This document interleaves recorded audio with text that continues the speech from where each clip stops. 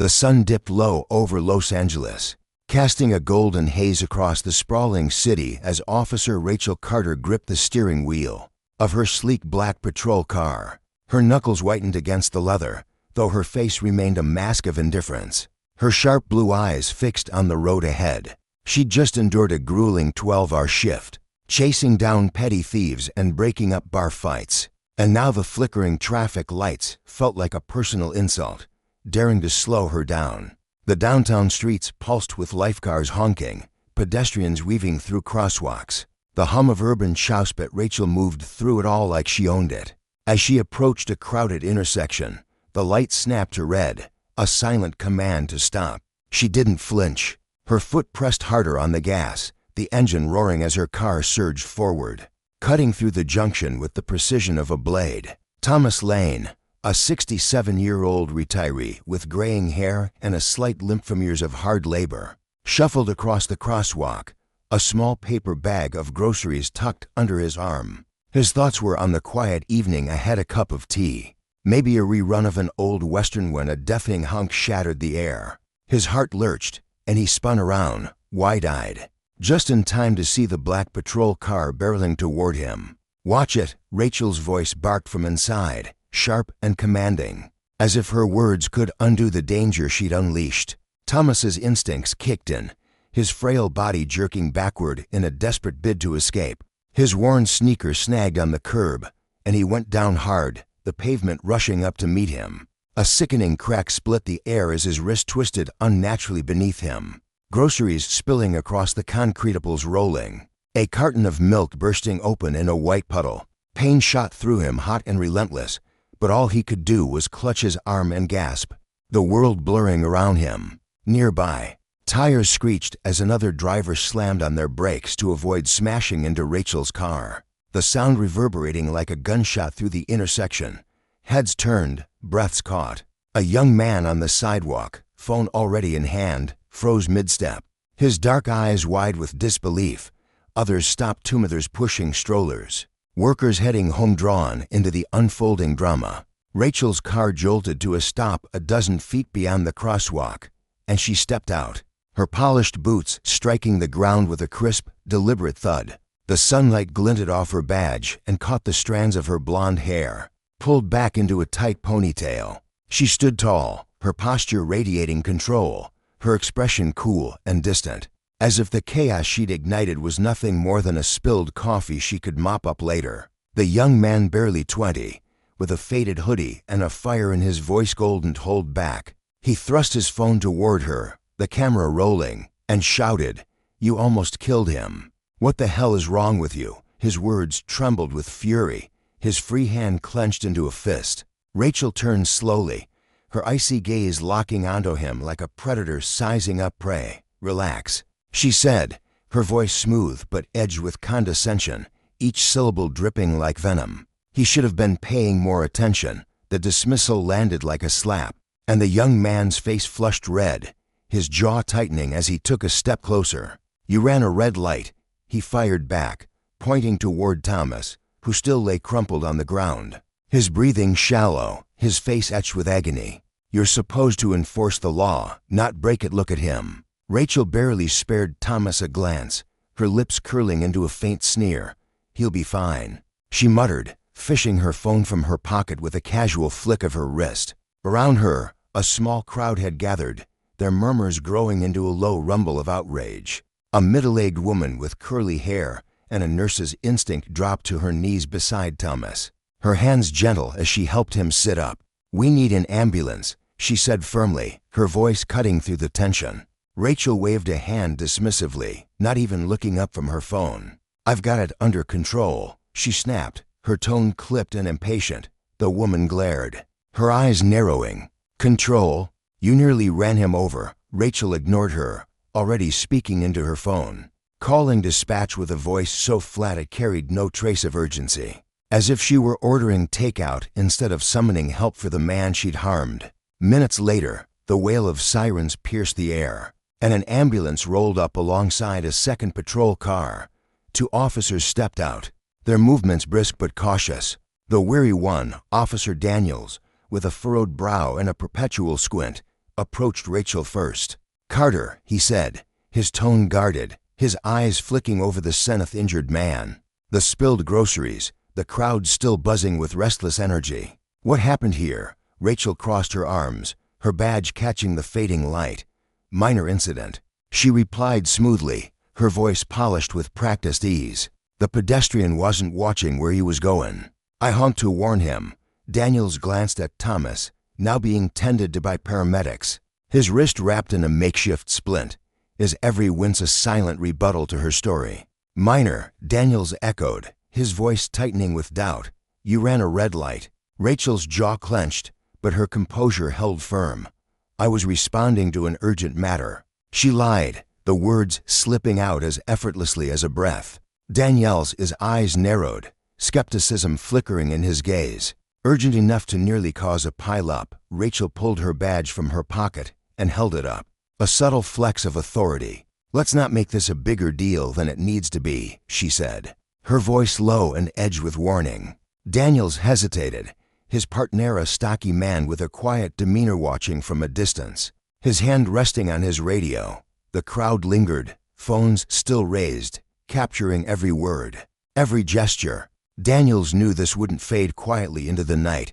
"We'll file a report," he said finally, his tone sharp and final. Rachel smirked, leaning back against her car. "Good. Make sure it's accurate." As the officers moved to take statements, the witnesses spoke up one by one, their voices weaving a vivid tapestry of the moment. An older man with a cane described the patrol car tearing through the intersection, like a runaway train. A teenage girl recounted the blaring horn, how it made her jump even from across the street. The young man who'd confronted Rachel stepped forward again, his phone held high like a trophy. "I got the whole thing on video," he announced, loud enough for the crowd to hear. A glint of triumph in his eyes, Rachel's expression darkened, her lips pressing into a thin line. "That's unnecessary," she snapped, but Daniels ignored her, turning to the young man. "Can you send it to us?" "Already did," he replied, satisfaction lacing his words. The paramedics lifted Thomas onto a stretcher, his face pale but composed. As they wheeled him toward the ambulance, his eyes found Rachel's. There was no anger in his gaze, only a quiet, heavy disappointmental look that asked, "How could you let this happen?" It was a question she couldn't or wouldn't answer. She turned away, her boots scuffing the pavement, and climbed back into her car as if nothing had changed. Back at the station, the report landed on the desk of a weary sergeant, accompanied by the young man's video. Rachel's attempt to brush off the incident crumbled under the weight of the evidence in her car. Speeding through the light, her cold dismissal of Thomas's pain, her flimsy excuses. Her superiors, usually quick to defend their own, couldn't ignore the public outcry brewing online as the footage spread. When the district attorney's office caught wind of it, they moved swiftly. Rachel Carter would face court, charged with reckless driving, endangering a pedestrian, and most damning glibus of authority. The incident had morphed into something bigger than a single bad day. It was a reckoning. Days later, Rachel stood before her mirror, adjusting her crisp uniform, her fingers lingering on the badge she'd worn with pride for years. The courtroom loomed ahead, a place she'd entered countless times to testify against others, now transformed into her own battleground. She strode in with her head high, her boots clicking against the marble floor, her confidence a shield against the whispers and camera flashes that trailed her. Reporters scribbled furiously, their pens scratching like insects, while the gallery buzzed with anticipation. She settled at the defense table, her posture rigid, her eyes scanning the room with a detached arrogance, as if she were above it all. Across the aisle, Thomas sat beside his attorney, Robert Keller, a weary man with a hawkish face and a reputation for dismantling powerful opponents. His notes were spread before him, meticulous and unyielding, his focus razor-sharp. Thomas, his wrists still in a sling, sat quietly, his weathered hands folded in his lap.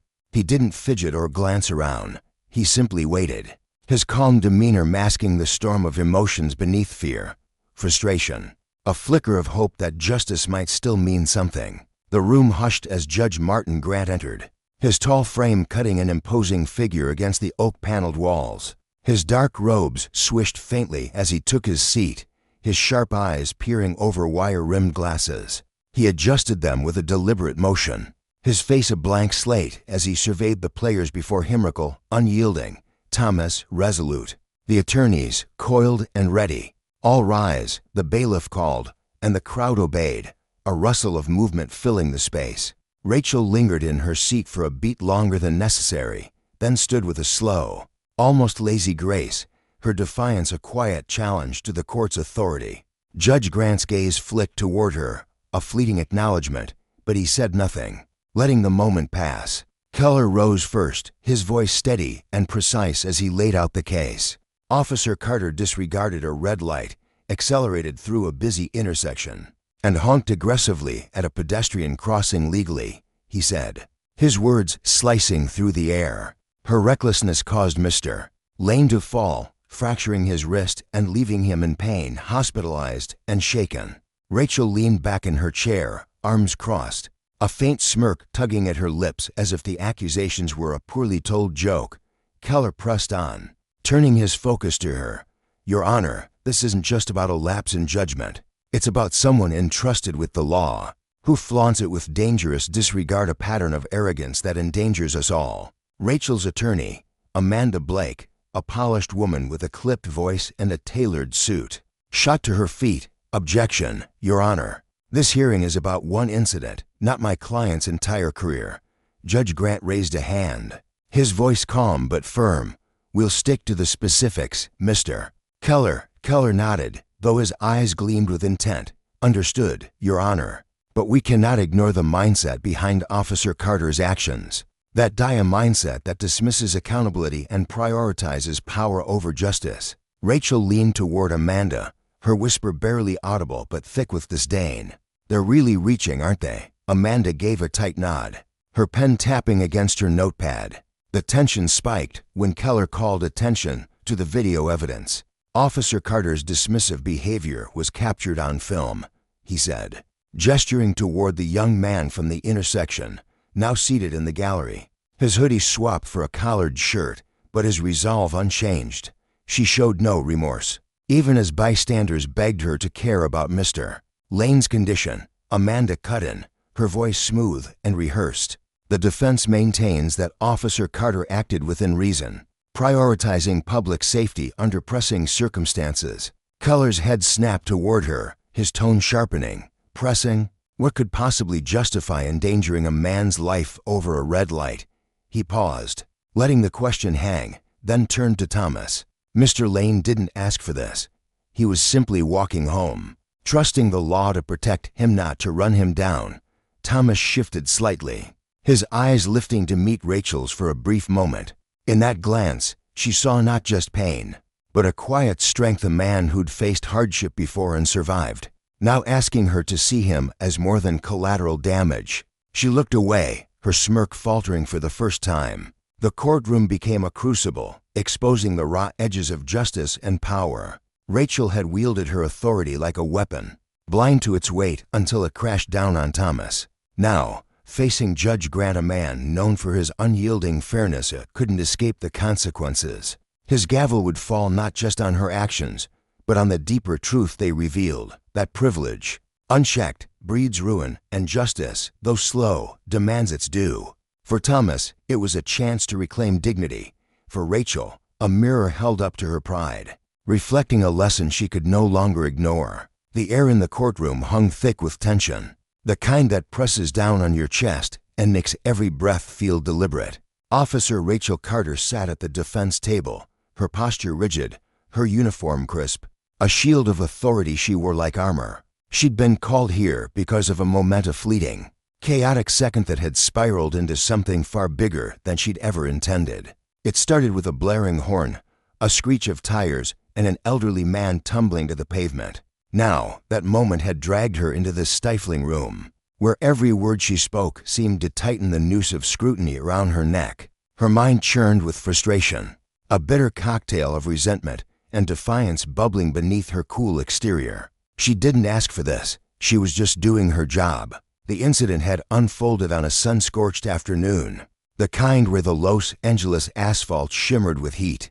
Rachel had been racing toward an emergency call details she kept locked tight behind her lips, a secret she wielded like a trump card. Traffic laws blurred into irrelevance as her siren wailed, her cruiser slicing through the city like a blade. At the intersection, she spotted him, Thomas Lane, a gray-haired figure hobbling across the street, his steps slow and measured, oblivious to the storm bearing down on him. Her hand slammed the horn, a sharp, insistent blast meant to jolt him into action. Instead, he froze, wide-eyed, then stumbled, his frail body crumpling to the ground as her car barreled past. She didn't stop.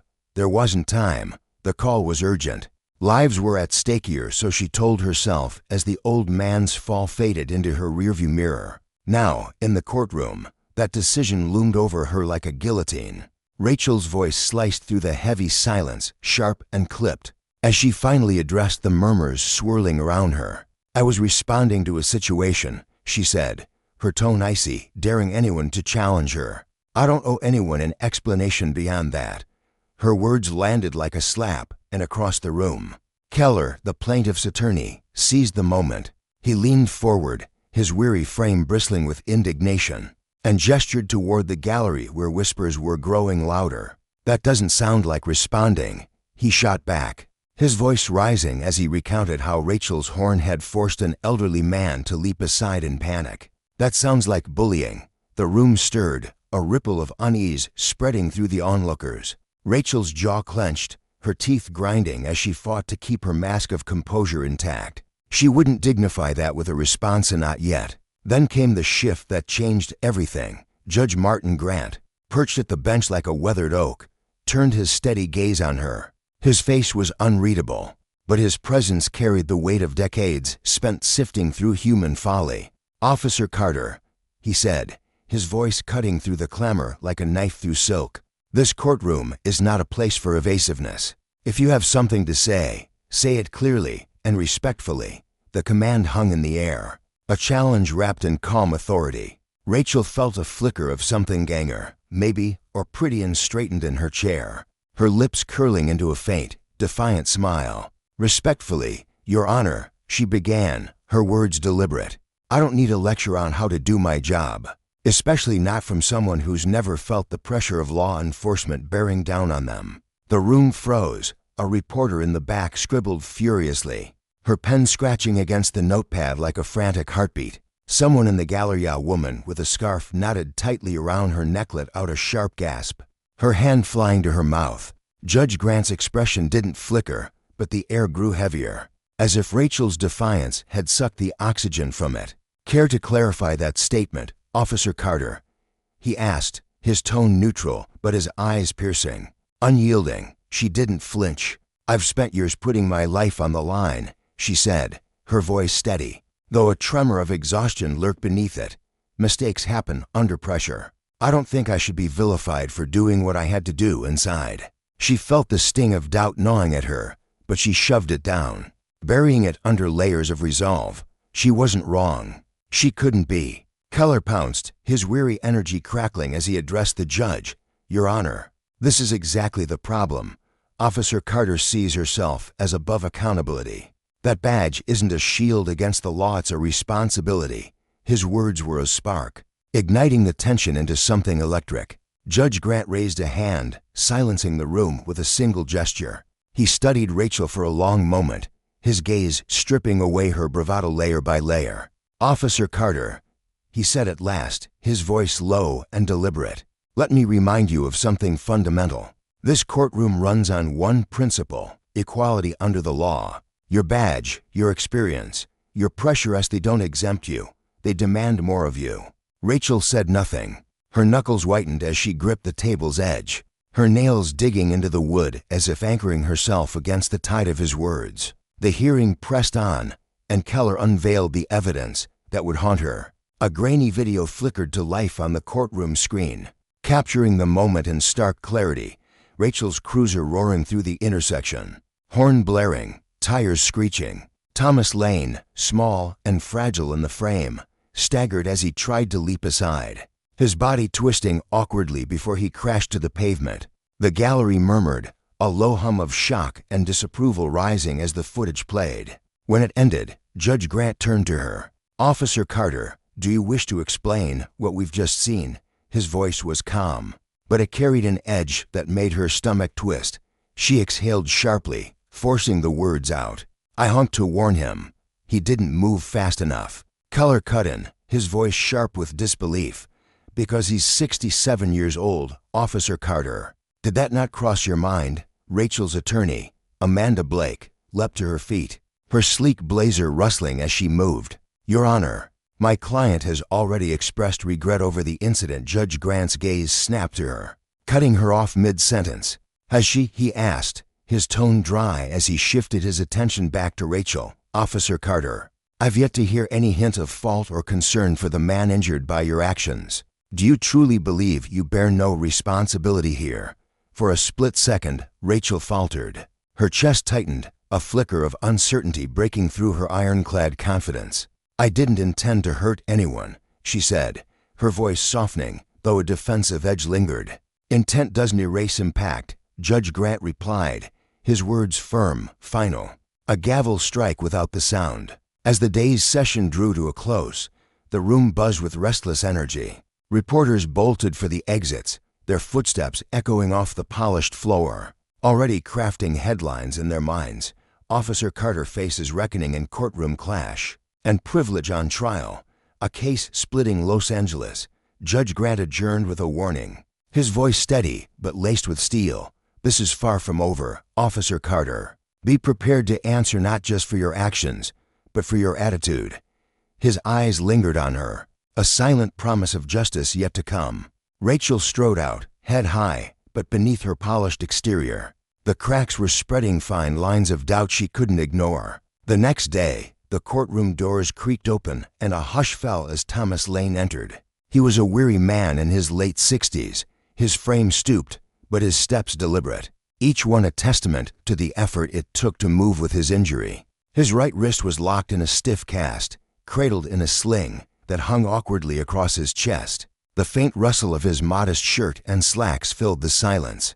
As he approached the witness stand, his gray eyes steady but shadowed with strain, every gaze followed him. The weight of his presence, a stark reminder of the human cost tangled up in Rachel's choices. Judge Grant nodded to him. "Mr. Lane, you may begin." Thomas took a breath, his uninjured hand gripping the stand for support. His voice, soft but resolute, carried a quiet power. "Your Honor, I was crossing the street that afternoon, just as the light turned green for me. I've lived in that neighborhood for decades, always careful at that intersection. But that day," he paused, his throat tightening as the memory surged back. "I heard a horn, loud and sudden. Before I could react, I was falling."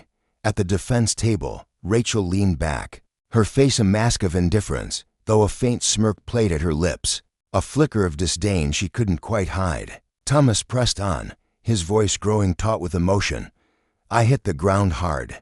My wrist snapped, felt it instantly. The pain was." He trailed off, searching for a way to capture it, then lifted his cast slightly. "Indescribable. Since then, I can't use my right hand. Writing a note, cooking a meal, even holding a glass of water, it's all out of reach. They say it'll take months to heal, if it ever does." The room was still, save for the frantic scratching of reporters' pens. Then Rachel let out a soft, mocking chuckle, a sound that sliced through the silence like a shard of glass.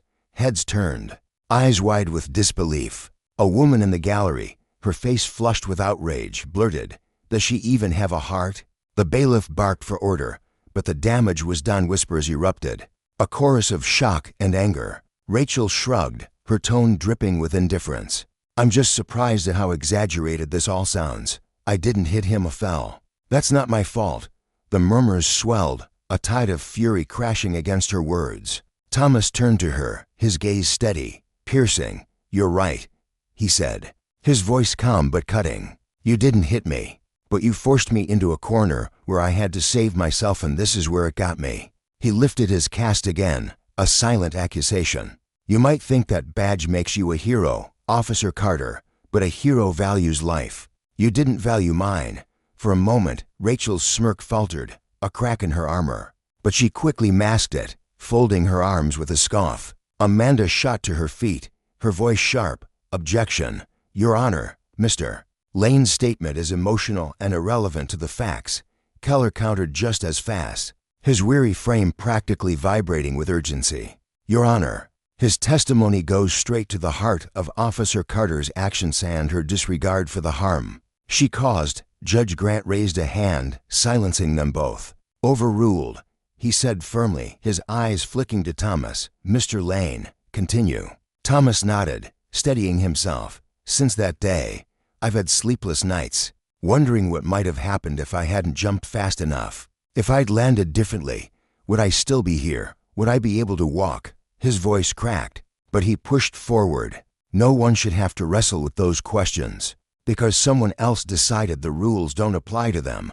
Rachel rolled her eyes, a gesture that sparked another wave of incredulous whispers. Keller seized the opening. Mr. Lane, would you call Officer Carter's actions reckless? Thomas didn't hesitate. Absolutely. Amanda's objection came swift and sharp. That's leading the witness, Your Honor. But Judge Grant waved it off. Sustained. Mr. Lane, stick to your experience. Keller pivoted smoothly.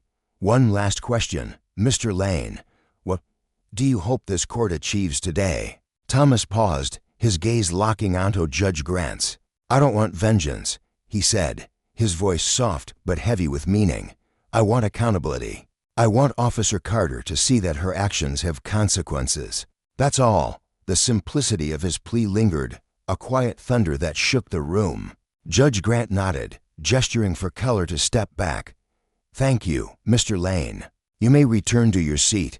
As Thomas shuffled back, aided by an attendant, the judge's gaze swung to Rachel, cold and unyielding. Officer Carter, do you have a response to Mr. Lane's testimony? Rachel leaned forward, hands clasped, her voice calm but edged with defiance. With all due respect, Your Honor, this feels like a smear campaign to paint me as the villain for something that was an accident.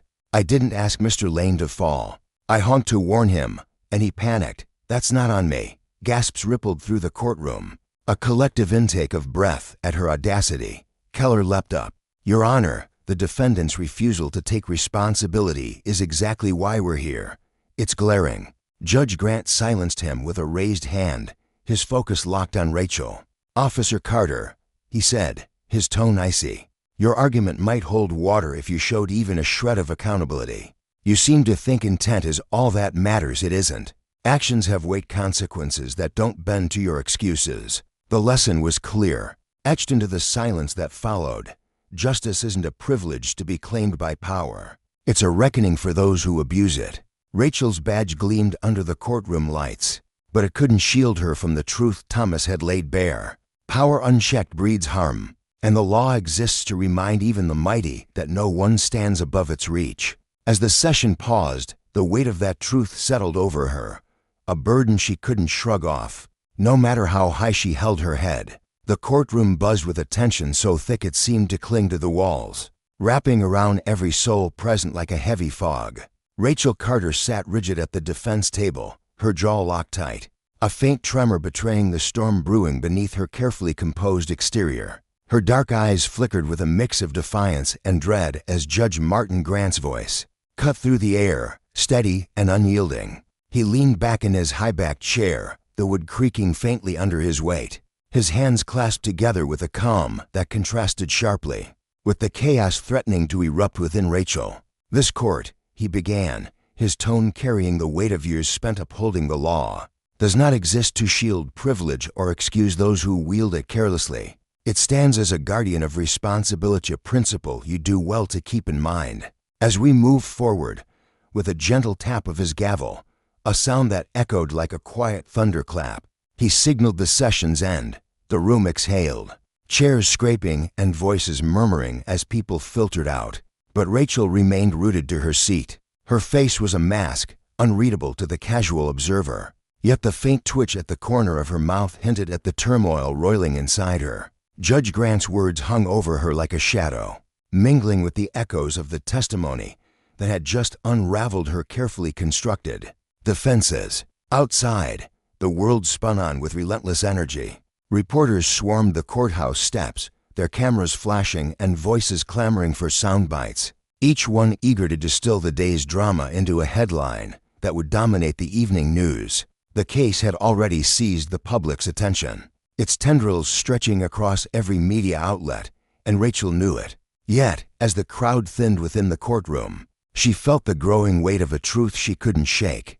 This trial was slipping through her fingers, and without a drastic change in her stance, defeat loomed closer than ever. She clenched her fists, nails digging into her palms, the sting grounding her as her mind raced for a way to reclaim control. Moments later, the atmosphere shifted as Judge Grant leaned forward, his piercing gray eyes locking onto Rachel with an intensity that made her stomach twist. The air grew heavier still, thick with anticipation, as he flipped through the case file one final time, the rustle of paper slicing through the silence, every pair of eyes in the room, jurors, spectators, even the bailiff standing stiffly by the door followed his every move.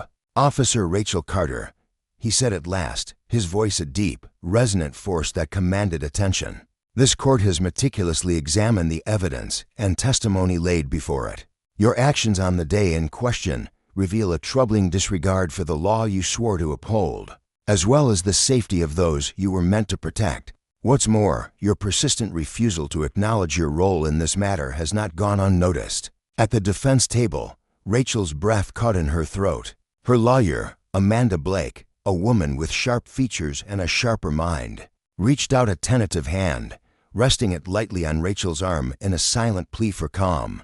But Rachel shrugged it off, her defiance flaring like a spark catching dry tinder. Her jaw tightened further, the muscles in her neck straining as she fought to keep her composure.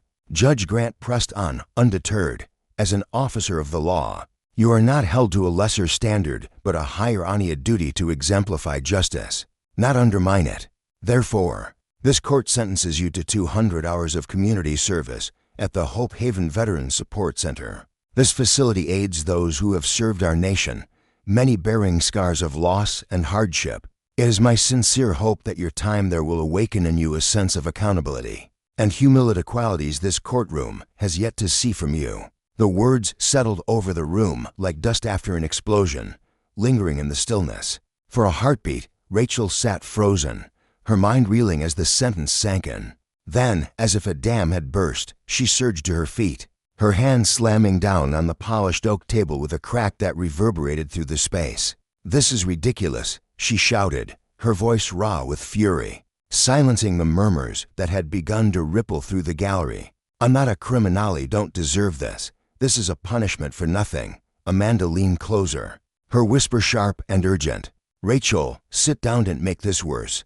But Rachel was beyond reason, her anger a wildfire blazing out of control. She rose fully, her chair scraping harshly against the floor, and turned her blazing gaze on the judge. "This whole case is a sham. You're all acting like I'm some monster just for doing my job. Do any of you," she spun to face the gallery, her voice rising to a fever pitch, "even understand what it's like to be a cop? The pressure, the split-second decisions we have to make every day. I didn't hit him, fell. This is insane." The room erupted in a chorus of gasps and whispers. In the gallery, an older man with weathered hands shook his head in quiet disbelief, while a young woman clutched her notepad tighter, her eyes wide with a mix of anger and fascination. Judge Grant's gavel struck the bench with a force that cut through the chaos like a blade. "Order," he commanded, his voice dropping to a chilling calm that sent a shiver down Rachel's spine. "Officer Carter, this outburst is wholly unacceptable. Your behavior only reinforces the necessity of this sentence." Rachel's chest heaved, her hands trembling as she pointed an accusatory finger at the judge. "I don't care what's acceptable, Ray, punishing me for something I didn't do. This isn't justice. It's politics." Amanda grabbed her arm this time, her grip firm and unyielding. "Rachel, sit down now," she hissed, her voice low but fierce. Reluctantly, Rachel sank back into her seat, her breath ragged, her fury a live wire barely contained. Silence descended once more, broken only by the frantic scratching of reporters' pens in the back, their eyes gleaming with the promise of a headline. Officer Carter's explosive defiance rocks courtroom. Judge Grant drew a slow, deliberate breath, his composure a stark contrast to Rachel's unraveling. "Officer Carter," he said, his tone softer but no less resolute. Your refusal to accept responsibility is precisely why this ruling stands. This court will not tolerate further disruption. The sentence is final. Fail to comply, and you will face harsher consequences, including jail time. Rachel's face flushed a deep crimson, her lips pressing into a thin, defiant line. But she held her tongue.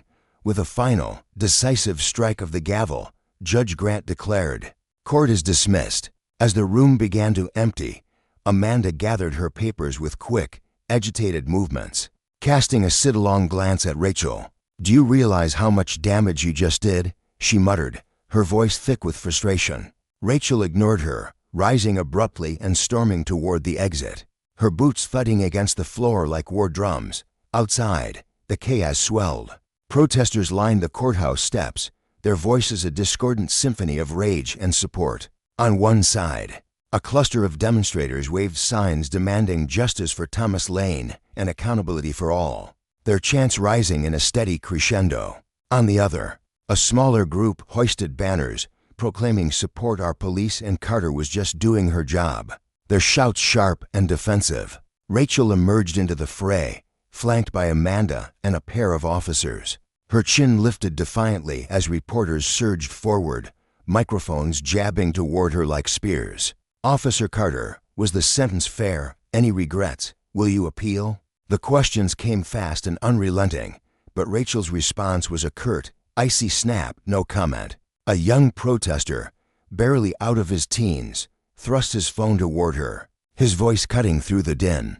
"You think you're above the law? Admit you were wrong." Rachel's head whipped toward him, her eyes narrowing into slits. "Why don't you get a job instead of harassing people who actually contribute something?" She shot back, her sarcasm dripping like venom. The crowd erupted in boos, phones flashing as they captured the exchange, the clip already racing toward social media infamy. Within minutes, hashtags like Rachel Carter and Justice Forthamas blazed across the internet, fueling a wildfire of debate that showed no signs of dying down. That evening, Rachel sat alone in her dimly lit apartment, the glow of her phone casting harsh shadows across her face. She scrolled through an endless stream of articles, tweets, and videos, each one dissecting her every word, her every move.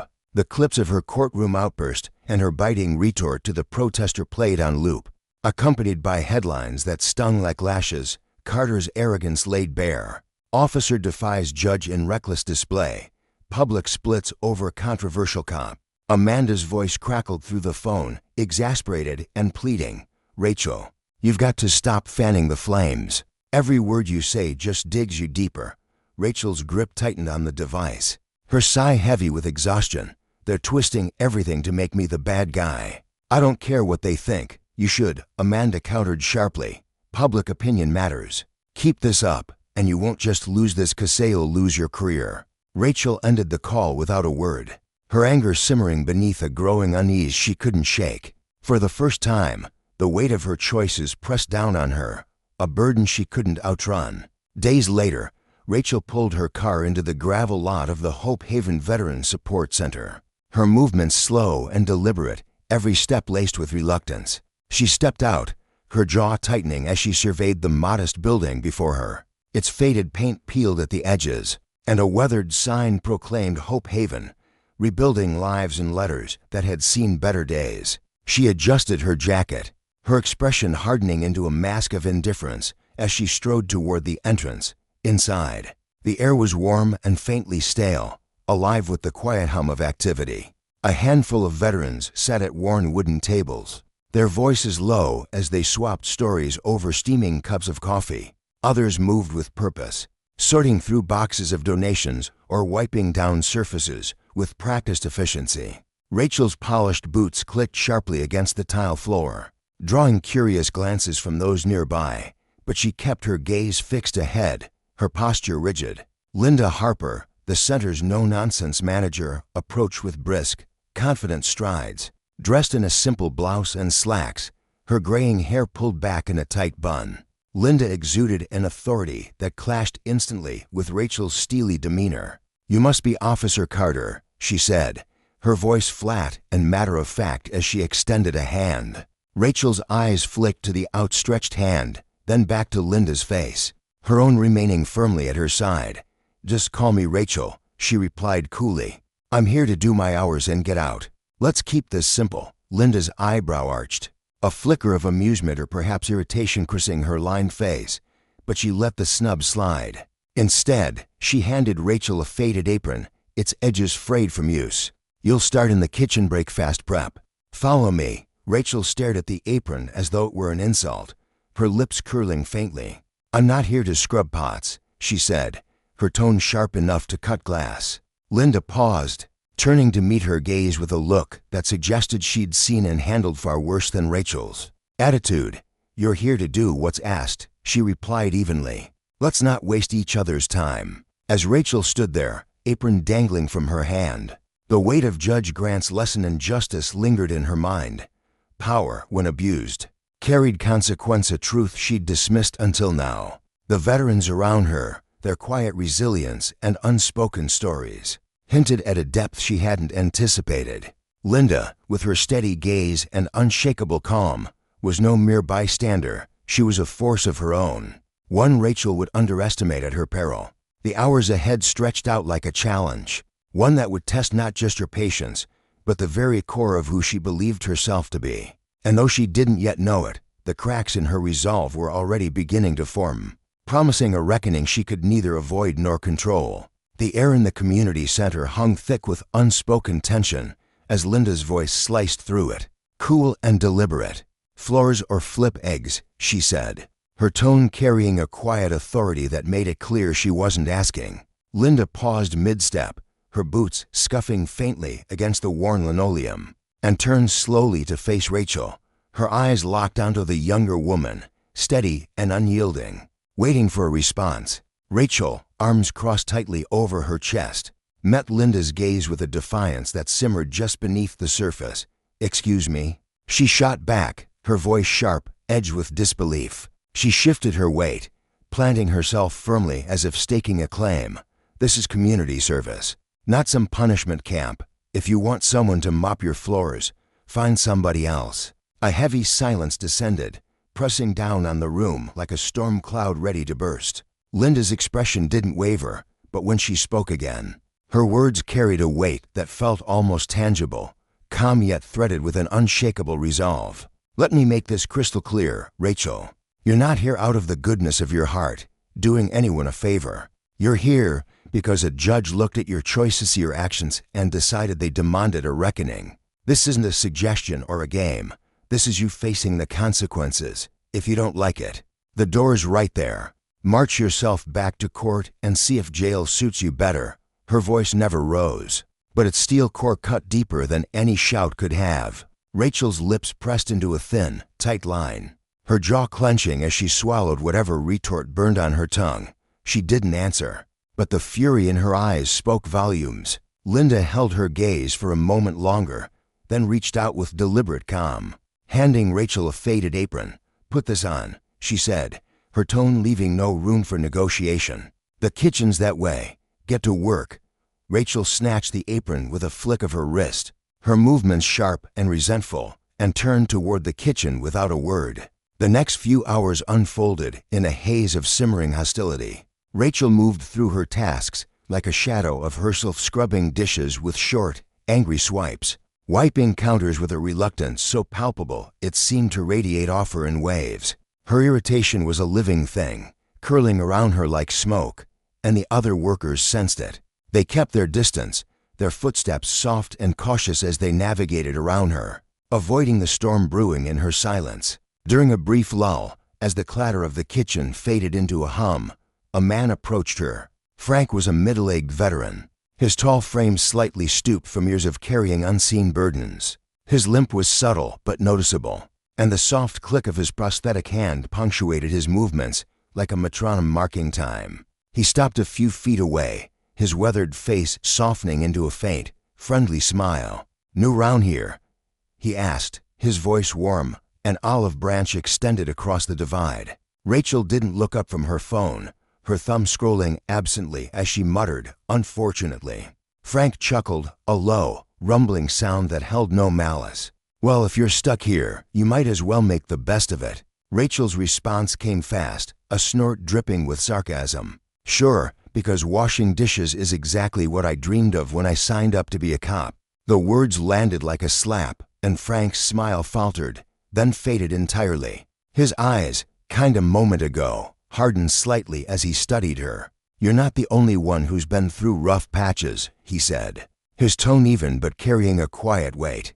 Rachel finally lifted her gaze, her eyes narrowing as irritation flared into something sharper. Oh, I'm sorry, she snapped, her voice laced with mockery. Did I miss the part where this was about you? Frank's jaw tightened, a flicker of frustration crossing his face, but he didn't rise to the bait. Instead, he turned and walked away, the click of his prosthetic hand fading into the distance, leaving Rachel alone with her simmering resentment. Later that day, Linda's voice cut through the quiet again, assigning Rachel to mop the hallway outside the dining area. The task felt like another jab, another layer of indignity piled onto her already bruised pride. Rachel dragged the mop across the floor with exaggerated laziness, her movements slow and deliberate, as if each stroke was a protest. Her face was a mask of disdain, her lips curled into a permanent scowl that dared anyone to challenge her. Halfway through, she paused, glancing over her shoulder to check for watchful eyes. The hallway stretched empty behind her, a tunnel of faded tiles and flickering fluorescent lights. A spark of defiance ignited in her chest, and with a flick of her wrist, she tipped the mop bucket. Soapy water gushed across the floor, spreading in a glistening, treacherous pool. She stepped back, arms crossed, watching it seep into the cracks with a twisted sense of satisfaction. Moments later, the sharp tap of a cane echoed down the hall. Joe, an older veteran with a weary frame and a face etched with years of hard-earned resilience, came into view. His steps were steady, measured, the cane a quiet companion to his determined gait. Then his foot hit the slick surface. His leg shot out from under him, and he went down hard, crashing to the tiles with a sickening thud. His cane skittered away, clattering against the wall as he groaned, clutching his hip in pain. "Damn it," he rasped, his voice rough with frustration as he struggled to pull himself upright, his fingers trembling against the cold floor. The commotion drew a crowd. Linda burst into the hallway, her eyes darting from the spilled bucket to the puddle, then landing on Rachel, who stood frozen, mop still in hand. "What the hell happened?" Linda demanded, her voice a low growl that vibrated with barely contained anger. Rachel shrugged, her face a carefully constructed mask of innocence. "The bucket must have tipped over. I didn't see it." Joe, still wincing as he propped himself up on one elbow, shot her a look that could have cut glass. "Didn't see it," he rasped, his voice thick with pain and disbelief. "You were standing right there." Linda's face darkened, her eyes narrowing as she stepped closer to Rachel. "Carter," she said, her voice dropping to a dangerous whisper. "You'd better pray he's not seriously hurt." Joe waved a hand dismissively, grumbling through gritted teeth, "I'll be fine. Just help me up." A couple of workers rushed over, their hands gentle but firm as they steadied him, lifting him to his feet. His cane was retrieved and pressed back into his grip, and he leaned on it heavily, his breath uneven but his pride intact. Linda turned back to Rachel, her gaze blazing with a fury that felt almost alive. "That's it," she said, her words clipped and final. "If you're going to treat this like a joke, I'll make damn sure every second of your time here counts. Starting tomorrow, you're on trash duty, Ben, every bag, inside and out. No shortcuts." Rachel's lips parted, a protest rising. "You can't," but Linda cut her off, her tone icy and unyielding. "Oh, I can, and I will. You don't run this place, Carter. I do. So unless you want me picking up the phone and telling Judge Grant you can't handle simple instructions, you'll do exactly what I say." Rachel glared, her fists clenching so tightly her knuckles whitened, but Linda didn't flinch.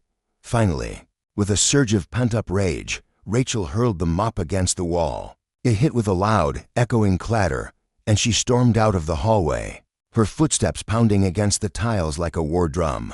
Word of the incident spread like wildfire through the staff and residents of Hope Haven. Whispers filled the Arishal's defiance, Joe's fall, the spilled water that had turned a mundane task into a moment of chaos.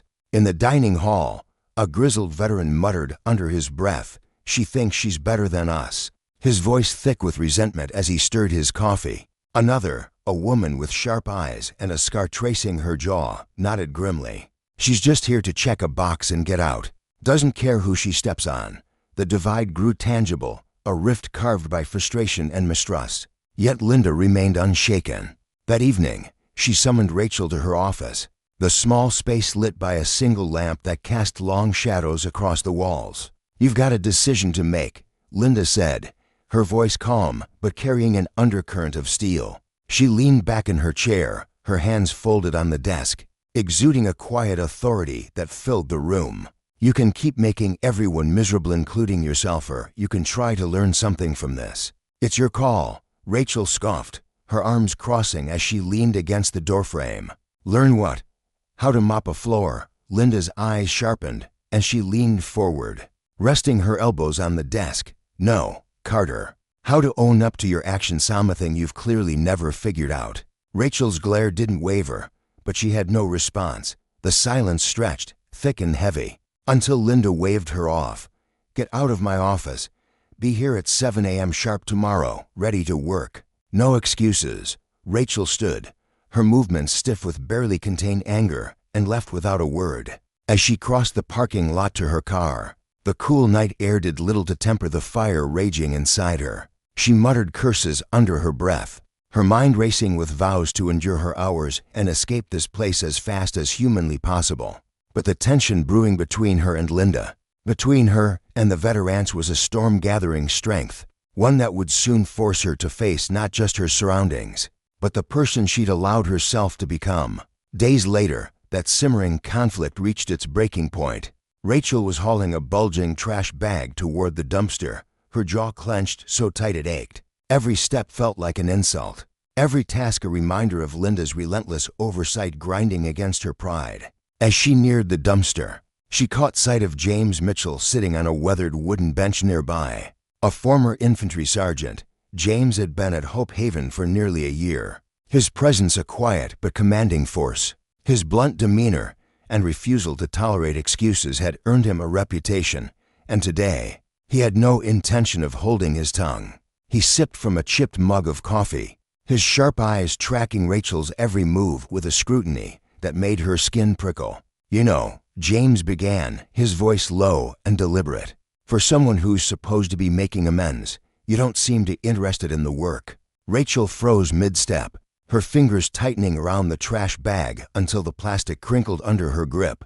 "Excuse me?" she snapped, turning to face him, her tone daring him to repeat himself.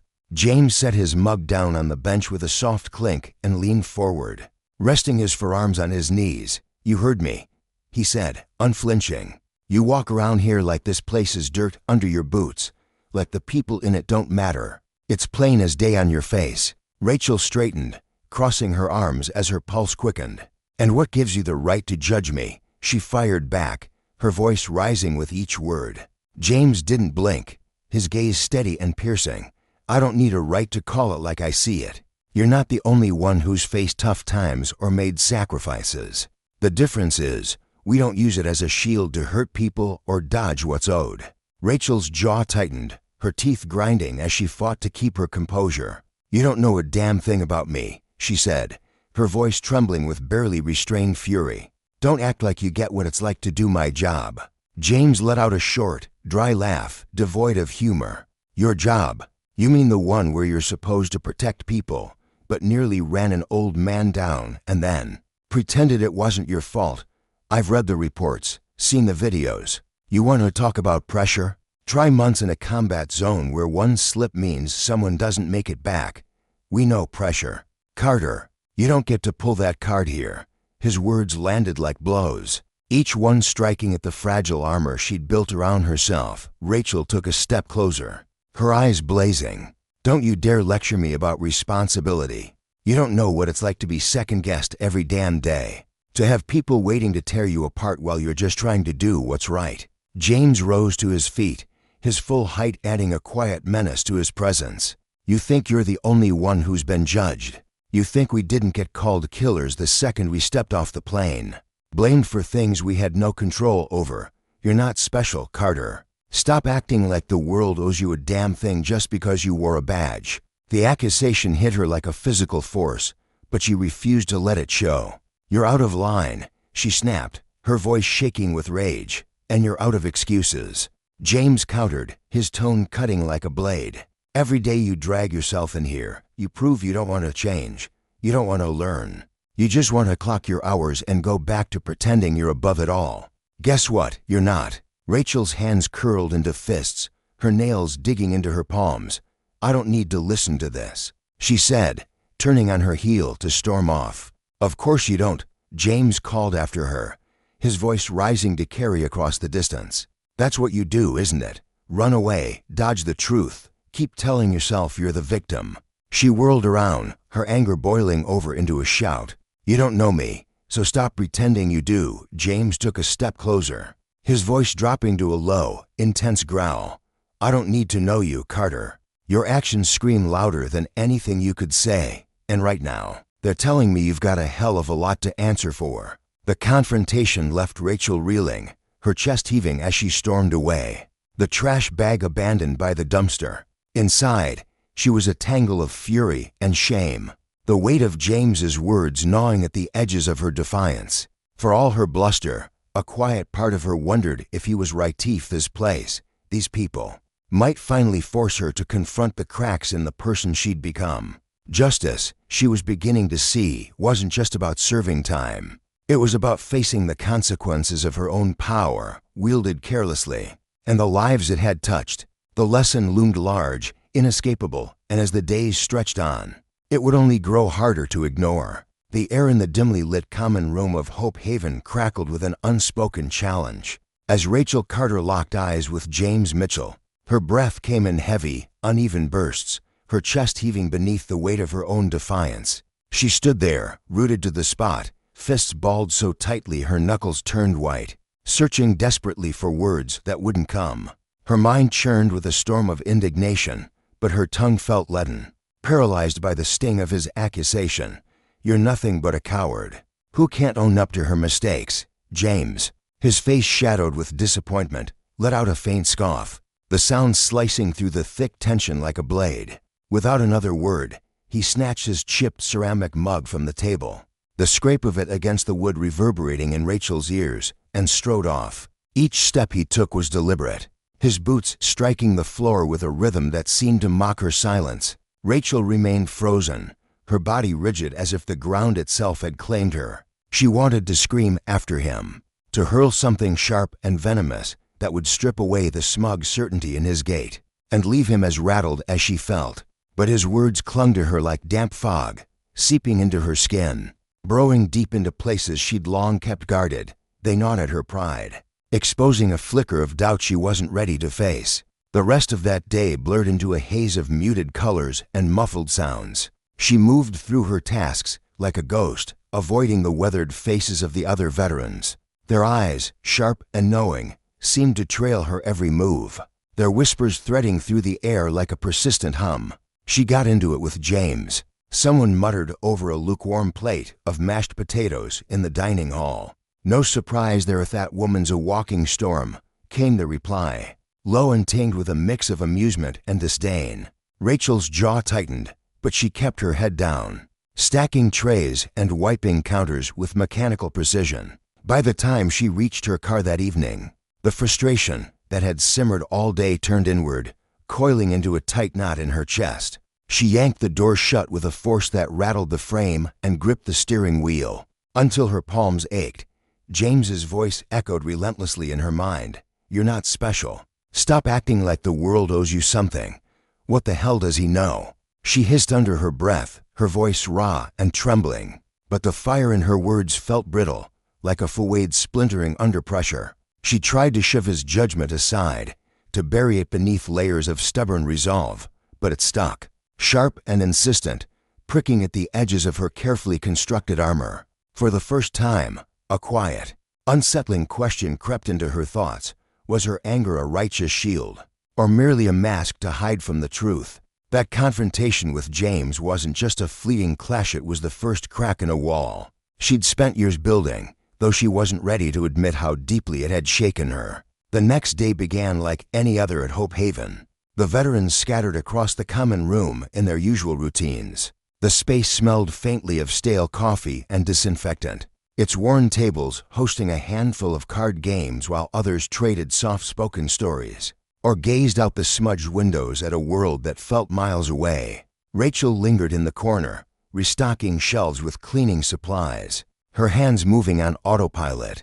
Her mind, though, was elsewhere, still tangled in the bitter exchange with James from the day before, his words looping like a broken record. The sharp scrape of a chair against the linoleum jolted her back to the present. At first, it seemed like nothing, just another sound in the hum of the room, but then she saw Paul, a grizzled veteran with deep lines etched into his face, slump forward. His hand trembled violently as he clawed at the table for support, his knuckles whitening with the effort. "Paul, you okay?"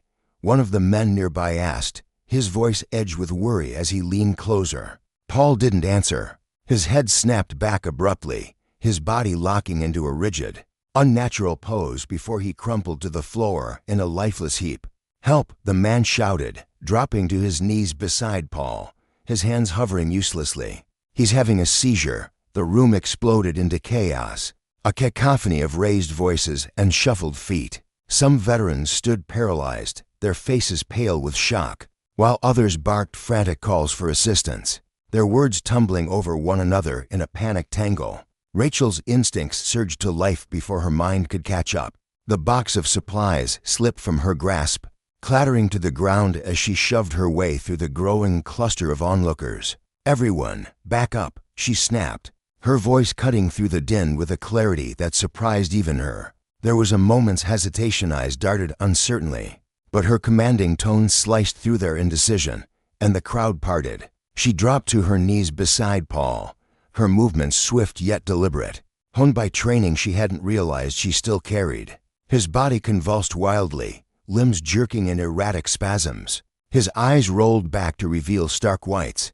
His gasps for air were shallow and ragged, each one a desperate plea. Rachel's hands moved with purpose, gently but firmly turning him onto his side to keep his airway clear. "Someone grab a pillow or a jacket," she called out, her voice steady despite the adrenaline flooding her veins. A folded jacket was thrust into her hands by a weary veteran named Tom, his face tight with concern.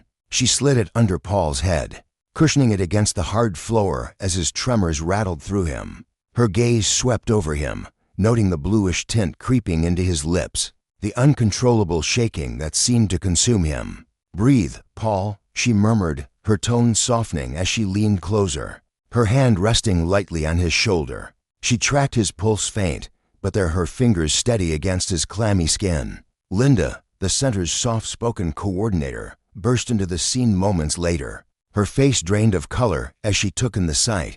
"What's happening?" she asked, her voice trembling slightly. "Seizure," Rachel replied without looking up, her focus unwavering. "Call 911. We need paramedics now." Linda nodded, fumbling for her phone as she darted off, her footsteps quick and uneven. Rachel stayed rooted by Paul's side, her hands never faltering as the convulsions began to ease, leaving him limp and fragile, his breathing steadied into shallow, uneven rasps. "Paul, can you hear me?" she asked, her voice firm yet laced with reassurance as she bent closer. "You're okay. You're safe." His eyelids flickered, a faint groan slipping from his lips, a small sign of life that loosened the knot in her chest. The room's tension softened, but Rachel didn't let her guard drop. "We need to keep him stable until help arrives," she said, glancing at Tom, who still hovered nearby. "Grab some water and be ready to help me lift him if we need to move him." He nodded, scurrying off with purpose. The minutes stretched into an eternity, each second heavy with anticipation, until the paramedics finally swept in. Their movements were crisp and efficient, a stark contrast to the earlier chaos as they took over. Rachel stepped back, her pulse still racing, her hands tingling with the residue of adrenaline. She watched as they stabilized Paul, their voices calm and clipped as they worked. Linda approached, her steps tentative, her eyes wide with a mix of awe and disbelief. "You knew exactly what to do," she said quietly, her tone hovering between admiration and surprise. Rachel shrugged, brushing it off. "Basic first aid." Nothing special. But Linda shook her head, unconvinced. No, it was more than that. You stayed calm. You took charge. Not everyone can do that.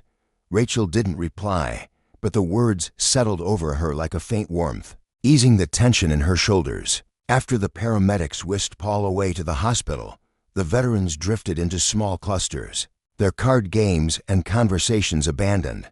The incident had rattled them, stripping away the day's monotony and leaving a quiet unease in its wake. But it also sparked something new, a shift in how they saw Rachel. Didn't think she had it in her, one man muttered, casting a sidelong glance her way as she wiped down the table where Paul had fallen. Handled it like a pro, another replied, his voice carrying a grudging respect. Maybe she's not as bad as we thought. Rachel caught fragments of their words, but kept her focus on her task, rearranging chairs with a precision that belied the storm still swirling inside her. James Mitchell, who'd been watching from the corner with his arms crossed and his expression guarded, finally approached.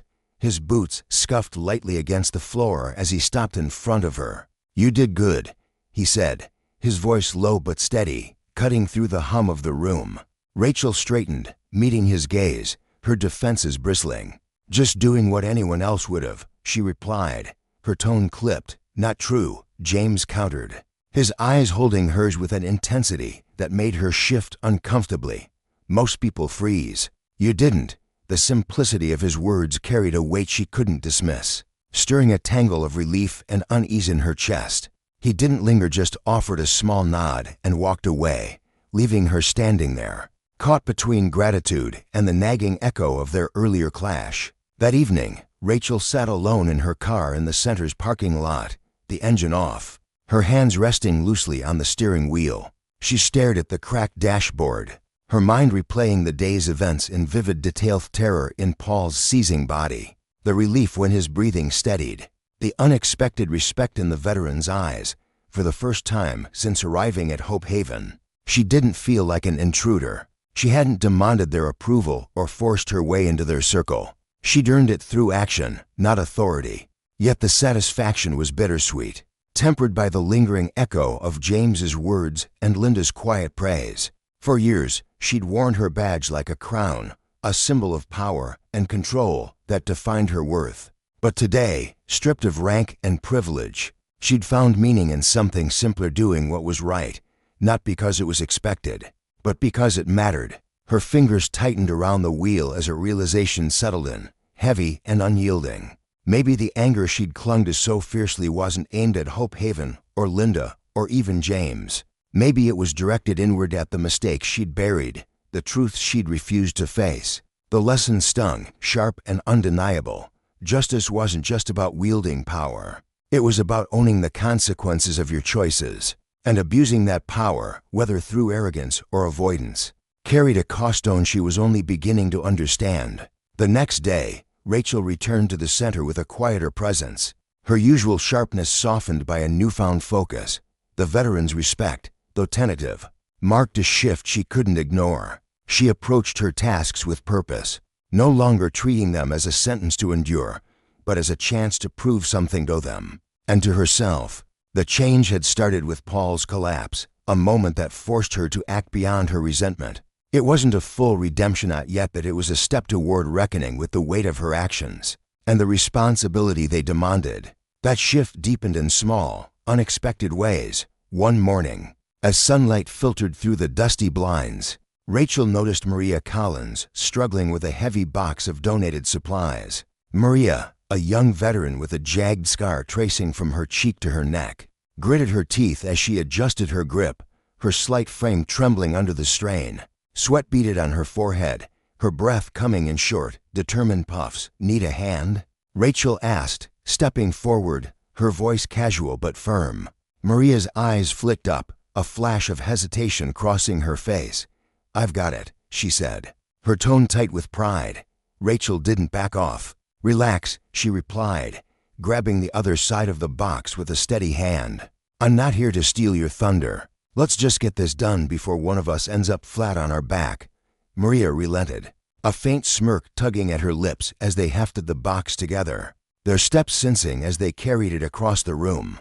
In that moment, Rachel saw something in Maria's stubborn resilience that mirrored her own, tempered by a quiet vulnerability the younger woman tried to hide. It was a glimpse into the lives she'd dismissed before, the stories she'd never bothered to hear. And as they set the box down, Maria's quick thanks carried a warmth that lingered, a small thread of connection Rachel hadn't expected. It was a reminder that justice wasn't just about grand gestures, it was in the quiet acts, the choices to step up, that consequences took root and grew. For Rachel, that realization was a reckoning, one that would shape her days at Hope Haven in ways she was only beginning to grasp. In the dimly lit storage room, Maria set the heavy box down on a dusty shelf, her chest heaving as she pressed her back against the cool, rough wall to steady herself. Sweat beaded on her forehead, and her breath came in shallow bursts as she turned to Rachel, who stood nearby, watching with a mix of curiosity and indifference. "Thanks," Maria said, her voice quieter now, softened by exhaustion and something deeper, a flicker of gratitude she hadn't expected to feel. Rachel shrugged, brushing off the effort as if it were nothing. "No problem." That thing looked like it could crush someone. Her tone was casual, but her eyes lingered on Maria, taking in the way she leaned against the wall, as if it were the only thing keeping her upright. Maria let out a dry, raspy chuckle that echoed faintly in the cramped space, the sound carrying a weight of experience Rachel couldn't yet grasp. "Welcome to Hope Haven," she said, her lips curving into a tired but genuine smile. "We don't do anything light around here, not the lifting, not the living." Her words hung between them, heavy with meaning, and Rachel found herself intrigued despite her usual instinct to keep her distance. She shifted her stance, leaning against the opposite wall, the peeling paint scratching against her jacket as she crossed her arms. "What do you mean by that?" she asked, her voice low, probing. For a moment, Maria hesitated, her fingers drifting unconsciously to the jagged scar that ran across her cheek, tracing its uneven edges as if it were a map of everything she'd survived. She studied Rachel, searching her face for the usual judgment or pity she'd grown accustomed to, but found neither, just an unexpected openness that made her feel safe enough to speak. "When I first got here," she began, her voice steady but threaded with a quiet ache, "I was a mess." Barely holding it together, her eyes drifted to the floor, lost in the memory of those early days, nights spent staring at the ceiling, wondering if she'd ever outrun the chaos inside her. "This place, though, it gave me something to hold on to. The people here didn't care about the scars I carried, the ones you can see or the ones buried deeper. They just helped." Rachel didn't respond right away, letting the weight of Maria's confession settle over her like a heavy fog. She watched Maria's fingers linger on that scar, a mark that seemed to scream of pain and resilience all at once, and felt a pang of something unfamiliar, empathy, maybe, or the stirrings of understanding. Maria pressed on, her voice growing firmer, though it trembled with the rawness of what she was sharing. "You don't even know how shattered you are until someone hands you a piece of yourself. You didn't realize you'd lost. Healing's not some pretty, painless thing, it's messy, and it hurts like hell. But it's better than pretending you're fine when you're falling apart." She lifted her gaze to meet Rachel's, her dark eyes piercing through the dim light. "I don't need to know why you're here. That's your story. But if you let this place in, it might do for you what it did for me." The honesty in Maria's words hit Rachel like a gust of cold wind, stripping away the armor of sarcasm and detachment she'd worn for so long.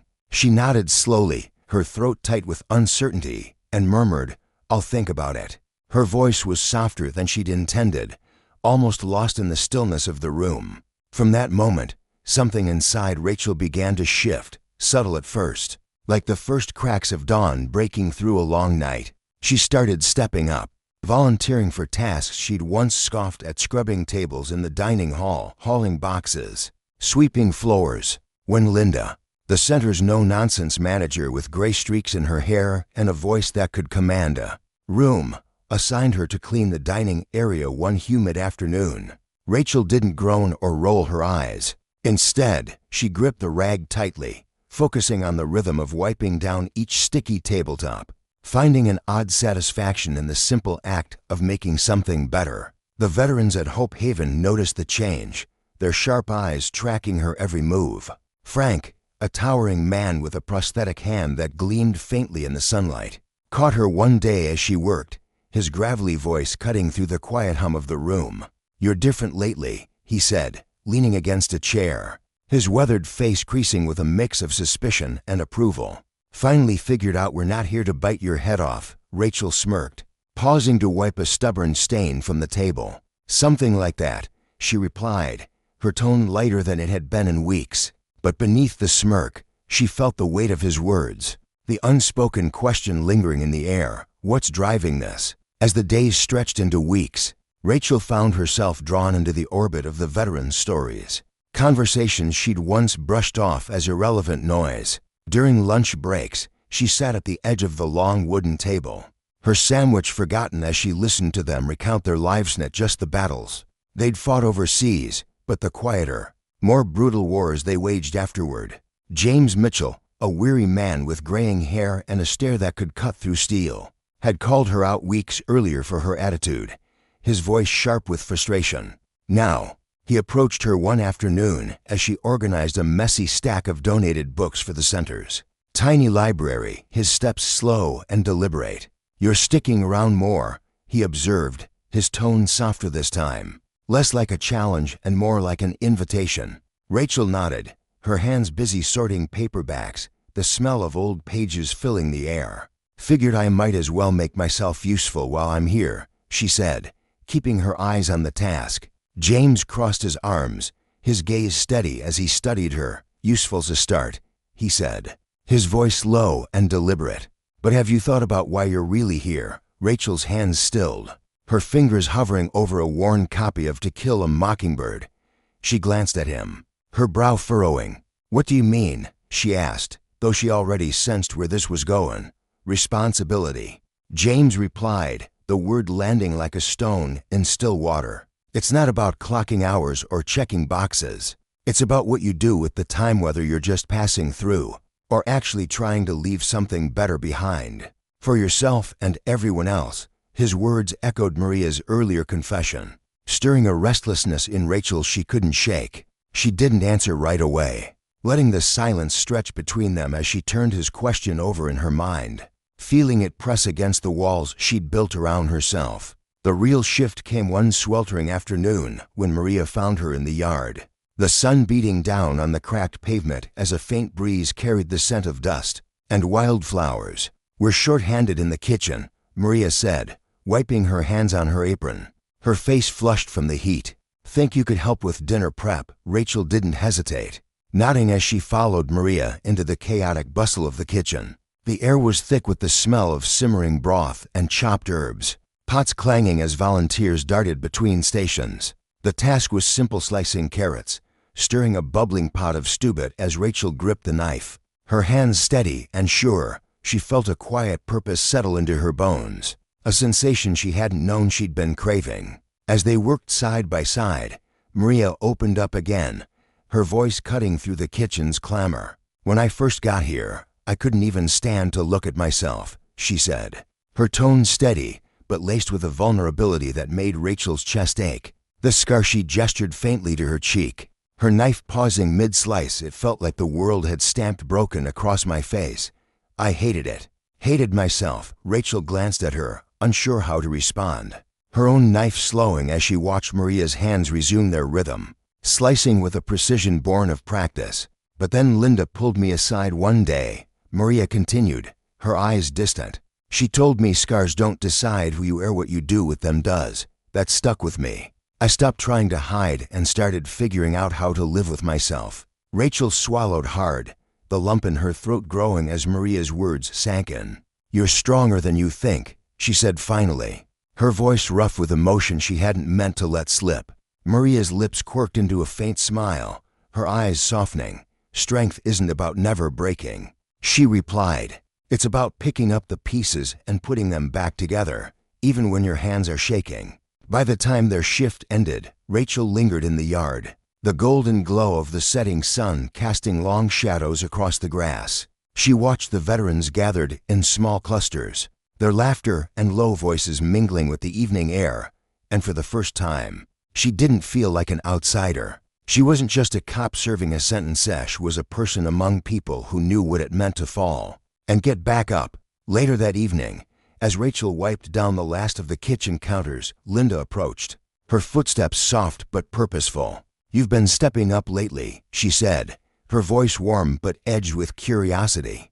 Rachel glanced at her, drying her hands on a faded towel. "Guess I figured out there's more to this place than I thought," she admitted, her tone quieter than usual. Linda nodded, a small smile tugging at her lips. "That's a good start. But don't stop here, keep going. You might find more in yourself than you expect." As Rachel left the center that night, the cool air brushing against her skin, she made a choice. Hope Haven. These people had given her something she hadn't known she was missing, a chance to rebuild, to redeem herself, to become someone she could stand to face in the mirror. Her court-ordered hours were nearly up, but she wasn't ready to walk away in it out of duty, but out of a need to keep growing. Months later, the courtroom buzzed with tension as Rachel Carter stepped back into the packed space, the air thick with anticipation. Reporters lined the gallery, their notebooks open and cameras discreetly angled, while a cluster of veterans from Hope Haven, Maria, James, and others sat quietly on one side, their presence a steady anchor. Rachel walked in with a calm, measured stride, her shoulders squared but free of the arrogance that had once defined her. Gone was the rigid defiance she'd worn like a shield. In its place was a quiet determination, a resolve forged in the sweat and stories of Hope Haven. She took her seat beside her lawyer, Amanda Blake, her hands resting calmly in her lap as the bailiff's voice rang out, "All rise." Judge Martin Grant entered, his presence commanding silence as he settled at the bench, his sharp gaze sweeping the room before landing on Rachel. "Officer Rachel Carter," he began, his voice firm but even, "you have completed the 200 hours of community service mandated by this court. Today, we assess whether this sentence has served its purpose." Rachel rose, her posture steady, and replied, "Yes, Your Honor." Judge Grant nodded to Amanda, who stood and began outlining Rachel's journey, hers logged, tasks completed, glowing reports from Linda about her initiative and connection with the veterans. Her words painted a picture of transformation, one the courtroom could feel unfolding. But then a man in the gallery stood, his sudden movement drawing a ripple of murmurs. "Your Honor, may I ask a question?" he called out, his voice cutting through the hum. Judge Grant's eyes narrowed as he raised a hand for quiet. "Identify yourself," he said. His tone clipped. "Mark Phillips," the man replied, standing taller, his face flushed with conviction. "I'm a citizen who's followed this case from the start." The judge's expression tightened. "This isn't a town hall, Mr. Phillips." But Phillips pressed on, undeterred. "I get that, Your Honor, but how do we know she's really changed? How do we know this isn't just a show to dodge real punishment?" The question sliced through the room, sharp and accusing, and for a fleeting moment, Rachel felt the old fire of defensiveness flare in her chest. She glanced at Phillips, his skepticism a mirror to the doubts she'd once carried. But she caught herself, turning instead to Judge Grant. "Your Honor, may I respond?" she asked, her voice steady. He studied her for a beat, then nodded. "Proceed." Rachel stepped forward, drawing a deep breath as she faced the room, her eyes briefly meeting Maria's in the crowd, a silent tether to the lessons she'd learned. "Mr. Phillips," she began, her tone raw but unflinching, "I don't blame you for asking. If I were sitting where you are, I'd wonder the same thing." She paused, letting her gaze sweep the gallery, the veterans, the judge. "When I first stood in this courtroom, I was full of myself, thought my badge made me untouchable. Above the rules. I was wrong. Wrong to think I didn't have to answer for what I'd done. Wrong to ignore the people I'd hurt." The room grew still, her words sinking in. "Hope Haven didn't just make me serve time, it made me see myself, the people there. They showed me what justice really means, not just punishment, but accountability. And what comes after. I'm not here pretending I'm perfect. I'm here because I'm trying to be better." Her voice held firm, carrying the weight of months spent confronting her own flaws. And as she sat down, the courtroom felt the echo of her truth. Judge Grant leaned forward, his eyes piercing but thoughtful. "The purpose of this sentence," he said, "was not merely to occupy your time, but to address the misuse of power that brought you here. Justice demands consequences, but it also seeks restoration for the individual and the community." He paused, letting his words settle. The reports and your actions suggest you've begun that process. This court finds your sentence fulfilled, but the work, Ms. Carter, is yours to continue." As Rachel left the courtroom, the veterans gathered around her, their quiet support a testament to the bonds she'd forged.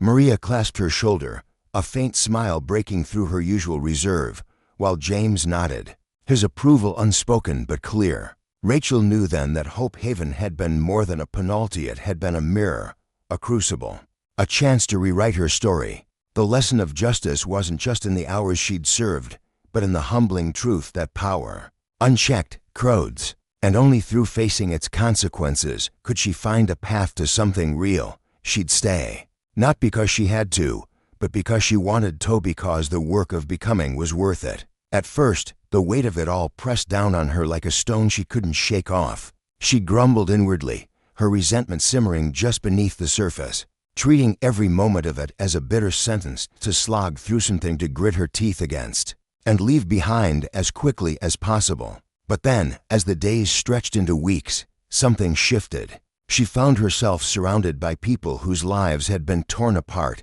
yet there they were, piecing it all back together with a quiet, stubborn strength she hadn't expected.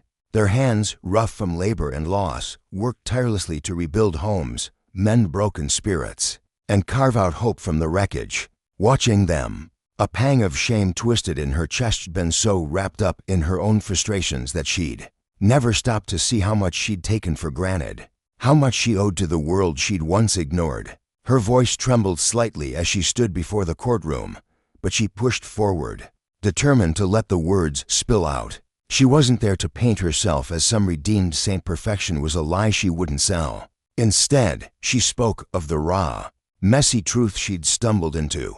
Accountability wasn't just about clocking hours or bowing to authority. It was about staring your failures in the face, feeling the sting of them, and then rolling up your sleeves to do better, not because someone demanded it, but because you demanded it of yourself. When she finished, a heavy silence draped the room. The restless shuffle of feet and muffled coughs from moments earlier fell away, leaving only the echo of her words hanging in the air. Mark Phillips, a weary man with a face carved from years of skepticism, leaned back in his seat, arms crossed tightly over his chest. His eyes narrowed as he studied her, his voice cutting through the quiet with a dry edge. "Talk's cheap, Carter. How do we know you won't just slide back into old habits the second you're out of here?" His question wasn't cruel, just sharpened by a lifetime of seeing promises crumble. Rachel didn't flinch. She met his gaze head-on, her voice steady and unadorned. "You don't," she said simply. "There's no guarantee I can hand you. All I've got is what I do from here on out, and that's what I'm banking on." Her honesty wasn't polished or rehearsed. It was rough, real, and left no room for doubt about her intent. Judge Grant, perched behind the bench, leaned forward just enough to signal his attention. His eyes, sharp and unyielding, seemed to bore straight through her, peeling back layers she hadn't even known were there. "Ms. Carter," he began, his voice low but resonant, "I'll give credit where it's due. Your willingness to own up to your mistakes marks a stark change from the defiance we saw at the start. But Mr. Phillips is right. Words are just the beginning. The real proof lies in what you do with this chance." His tone wasn't harsh, but it carried the weight of expectation, a reminder that justice wasn't a gavel strike, it was a road you walked every day. Rachel nodded, her jaw set with a quiet resolve that hadn't been there months ago. "I get it, Your Honor," she said, her voice firm but not loud. "I'm not done yet. I've been volunteering at Hope Haven, and even though my court-ordered time is up, I'm not walking away. I want to keep showing up for the people there, for the community, not because I'm forced to, but because it matters to me." Her words rang with a sincerity that caught even her off guard, a riot of emotion she hadn't planned to let slip. Judge Grant held her gaze for a long moment, his expression unreadable, before turning to the room. "This court exists not to crush, but to hold accountable and foster growth," he declared. "Officer Carter has shown progress, but let this be a lesson to her and everyone here. Change isn't a moment, it's a commitment. And no one, no matter their badge or title, stands above the law." With a swift, resounding crack of his gavel, he ended it. Court adjourned. Outside, the air buzzed with chaos as Rachel stepped into the daylight. Reporters swarmed like flies, their voices overlapping in a frantic clamor, microphones thrust forward, questions shouted over one another. She barely registered them, her eyes fixed on the small cluster of figures waiting at the base of the courthouse steps. Maria, a woman whose face bore the scars of battles fought long ago, approached first. Her faint smile was a rare gift, etched with a warmth that softened her weathered features. "That took guts," she said, her voice quiet but steady, a nod to the courage she'd seen unfold inside. James, never one for subtlety, strode up next, his broad shoulders squared. "About damn time you figured out how to own your screw-ups," he said, his bluntness softened by the faintest twitch of a grin. Rachel let out a small, breathy laugh, the knot in her shoulders loosening just a bit. "Better late than never, right?" she shot back, her tone light, but her eyes grateful. That day in court wasn't the end, it was a hinge, a pivot point that swung her life onto a new track. Words alone wouldn't carry her forward, she knew that. It would take action, day after day, to prove she meant it to herself, to the people she'd let down, to the ones she was only starting to understand. When she walked back through the doors of Hope Haven, it wasn't under the shadow of a mandate anymore. This time, she chose it.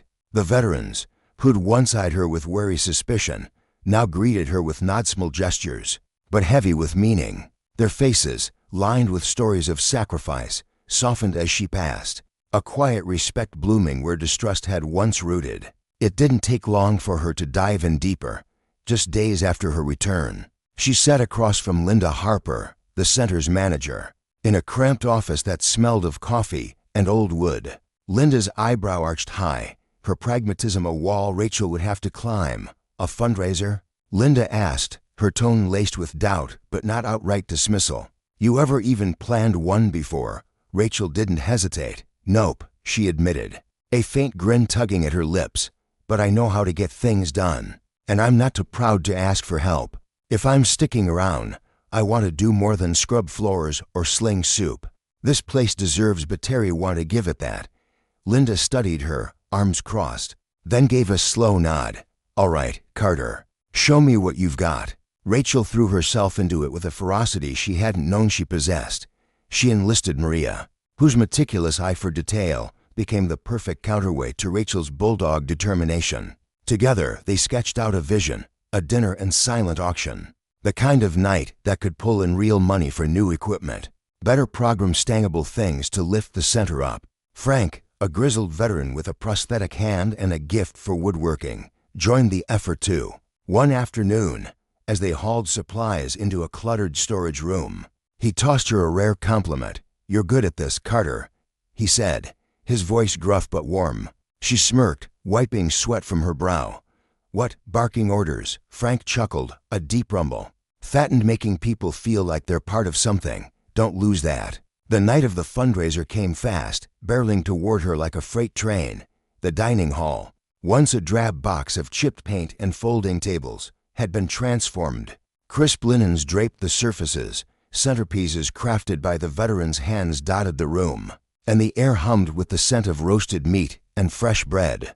A small stage stood ready for speeches, its edges worn but proud. Rachel moved through the crowd as guests trickled in, her stomach twisting with nerves she refused to show. She checked on the kitchen, adjusted the lighting, whispered last-minute instructions every step a battle to keep the night on track. When she took the stage, the room fell silent, a sea of faces turning toward her. Her pulse hammered in her ears, but she gripped the microphone and started.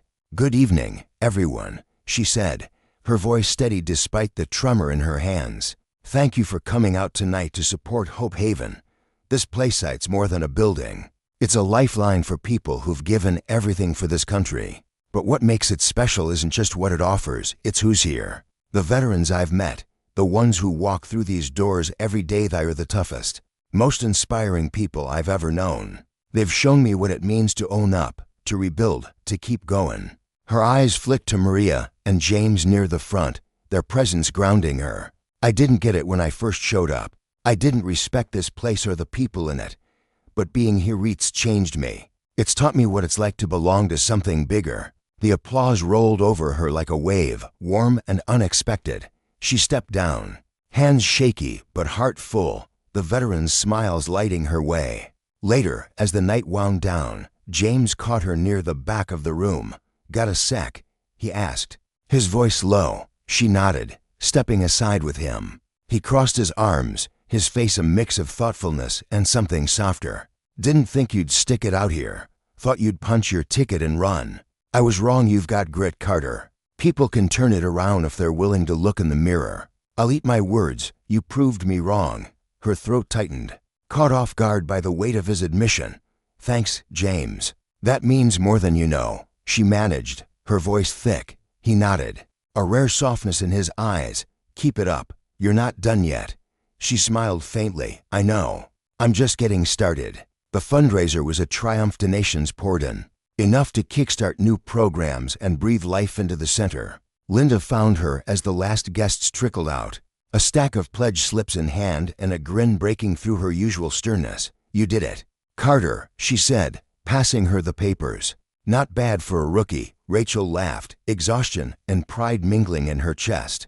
"I had a lot of help," she said, and Linda nodded. "That's the trick. None of us pull this off solo." Driving home that night, the hum of the road beneath her tires, Rachel felt something new settle in her bones. It wasn't about proving a point or chasing approval. It was about knowing she'd added something real to the world, something that echoed beyond her.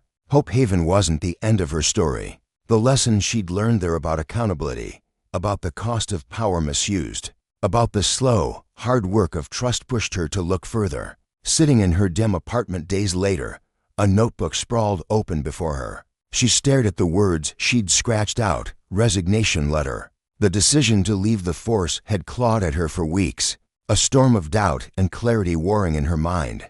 Being a cop had defined her shield, her armor, but now it felt like a skin she'd outgrown. She set the pen down, exhaled, and let the choice sink in. The road ahead wasn't about punishment or privilege. It was about justice, earned through every step she took. Rachel Carter stood alone in the quiet of her small apartment, the faint hum of the city filtering through the cracked window. Her fingers trembled slightly as she folded the letter she'd spent hours crafting, each word a heavy stone pulled from the depths of her soul. She pressed the paper into an envelope, sealing it with a slow, deliberate motion, as if locking away a piece of herself she'd never reclaim. The decision was final. No tomorrow. She'd walk into the precinct and hand it over, severing ties with a life she'd once clung to like a lifeline. Her chest tightened at the thought, not from fear, but from the weight of what it meant, a reckoning with her past and a step into something unknown. She'd spent so long justifying every choice, every misstep, convincing herself that the badge made her untouchable. But Hope Haven had stripped that illusion bare, forcing her to see the cracks in her own reflection. The lessons there, with quiet strength of the people, the bonds she'd forged, the truths she'd tried to bury had carved a new understanding into her. Responsibility wasn't a word to toss around lightly. It was a call to act, to serve in ways she'd never imagined. The next morning dawned gray and heavy, the sky a mirror to the storm still settling in Rachel's mind. She stepped into the precinct, her boots echoing against the worn linoleum, each sound a reminder of the countless days she'd walked these halls. The air carried the familiar bite of burnt coffee and the low murmur of voice cops swapping stories, phones ringing faintly in the distance. But today, it all felt like a scene from someone else's life, a memory she was slipping out of rather than a place she belonged.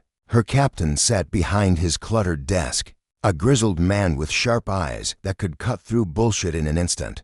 She handed him the envelope, her fingers steady despite the pulse hammering in her throat. He slid it open, his brow furrowing as he scanned the page. "You're resigning." His voice carried a note of curiosity, not judgment, as if he'd half expected this day to come. Rachel nodded, meeting his gaze. "It's time. I've got other things I need to do." He leaned back, the chair creaking under his weight, and studied her like she was a puzzle he couldn't quite solve. "You sure about this, Carter? You've been at it a long time. Not everyone gets a second shot after that mess in court." His words stung, a jab at the scandal that had landed her in Hope Haven in the first place, but she didn't flinch. "I know," she said, her voice calm but firm, "but I've learned this badge isn't the only way to serve. There are other paths and I'm better built for now." He didn't push back, just gave a slow nod and stretched out a rough, calloused hand. "Good luck, Carter." She gripped it tightly, a silent farewell to the world she'd known. "Thanks," she replied, and turned to leave, the weight of her old life lifting with each step. Outside, the city buzzed on, indifferent to the shift inside her. Rachel didn't linger. She had work to do, a spark of purpose igniting where doubt once smoldered. She wanted to take what Hope Haven had given her, the raw, unshakable lessons about accountability and compassion, and plant it somewhere bigger, somewhere it could grow. Sitting at her kitchen table that night, surrounded by crumpled notes and half-empty coffee mugs, she sketched out a plan. She called it the ripple effect, a name that felt right, inspired by the way a single stone could send waves across a still pond. Her mistakes, her story, could be the stone, something tangible to show others that small choices mattered. That justice wasn't just a gavel's bang, but a daily act of owning up and reaching out. She pictured workshops, talks, a campaign that could weave through the community like threads in a tapestry. Her fingers flew across the page, her mind racing with ideas, fueled by a quiet fire she hadn't felt in years. She reached out to Linda Harper, the no-nonsense heart of Hope Haven, whose clipped voice softened just a touch when Rachel explained her vision. "I love it," Linda said, her tone brimming with rare warmth. "Use the center. We've got the space, dining hall, meeting rooms, whatever you need." Rachel's gratitude swelled, a lump rising in her throat. Linda wasn't just offering a venue, she was handing Rachel a lifeline, a chance to build something real. The first event came together faster than she'd expected. The dining hall, once a place of grudging course-wiping sticky tables, ladling soup with a skull, transformed into a buzzing hub. Folding chairs scraped against the floor as people filed in. Weathered veterans, with stories etched in their faces, curious locals clutching styrofoam cups, even a handful of cops in stiff uniforms, their presence a quiet nod to her past. Rachel stood at the front, her palms slick with sweat as she fumbled with the microphone. Public speaking was a beast she'd never tamed, but this wasn't about polish, it was about truth. "Thanks for coming," she started, her voice steadying as she found her rhythm, though her hands still shook faintly. "I'm not here as a cop or a volunteer. I'm here as someone who screwed up big time and figured out how to keep going. I'm not making excuses. I just want to show that change isn't a pipe dream." She paused, her eyes sweeping the room. Maria Collins sat near the front, her kind face beaming with encouragement, a silent cheerleader who'd seen Rachel at her lowest. In the back, James Mitchell leaned against the wall, arms crossed, his grizzled features softened by a flicker of pride. She took a breath and pressed on. "A few months ago, I thought accountability was for other people. My badge was armory hid behind it. Ignored the damage I did. Hope Haven didn't let me dodge that. The people Herethi made me face it. Responsibility isn't a speech or a promise. It's action, especially when it's messy and hard." She stepped closer to the crowd, the mic cord trailing behind her like a tether. "I don't have every answer, but I know this. What we do ripples out. Every choice hits someone else, good or bad.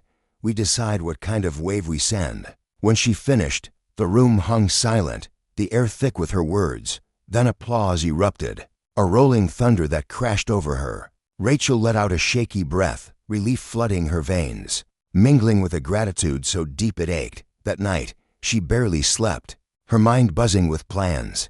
The ripple effect wasn't a one-off, it was a mission. She threw herself into it, partnering with schools, community centers, even precincts wary of her name.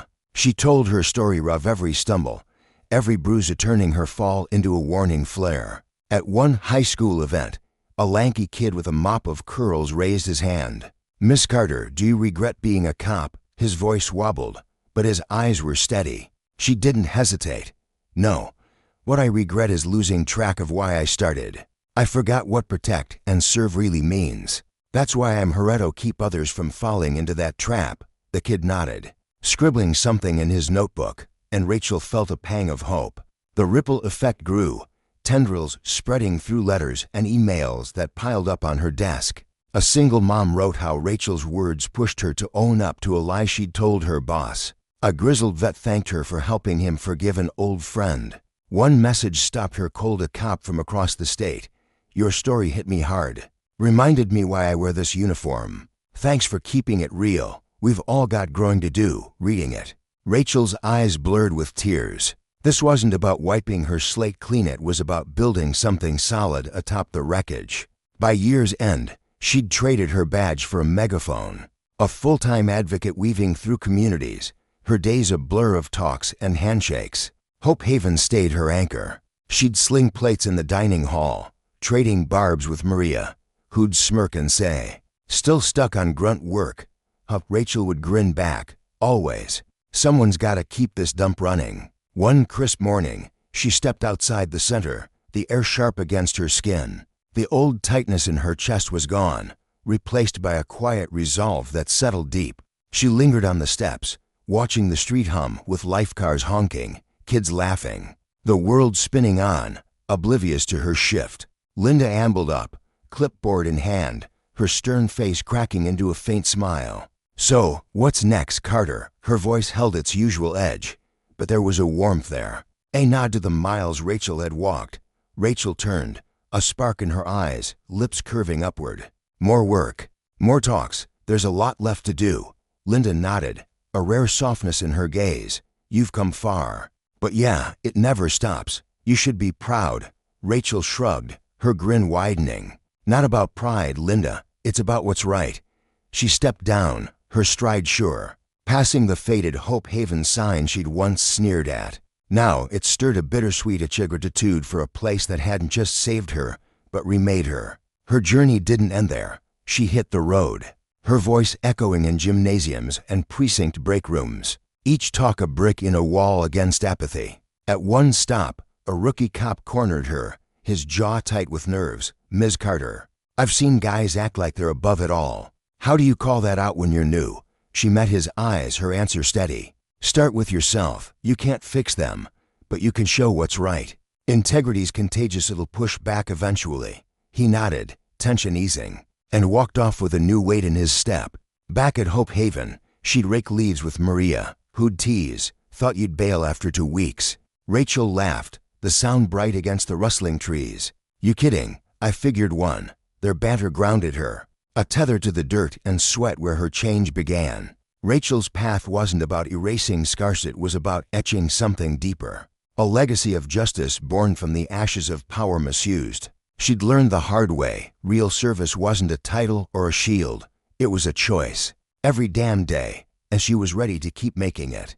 The oppressive heat of the Kingston night pressed down like a heavy blanket, the kind that stuck to your skin and thickened the air until every breath felt like a labor. The small town, cradled by ancient, towering oaks and sprawling fields that stretched into the darkness, lay hushed under the weight of the late hour. Central Park, usually a lifeless expanse after dusk, stirred only with the faint chorus of crickets and the occasional whisper of leaves, nudged by a sluggish breeze.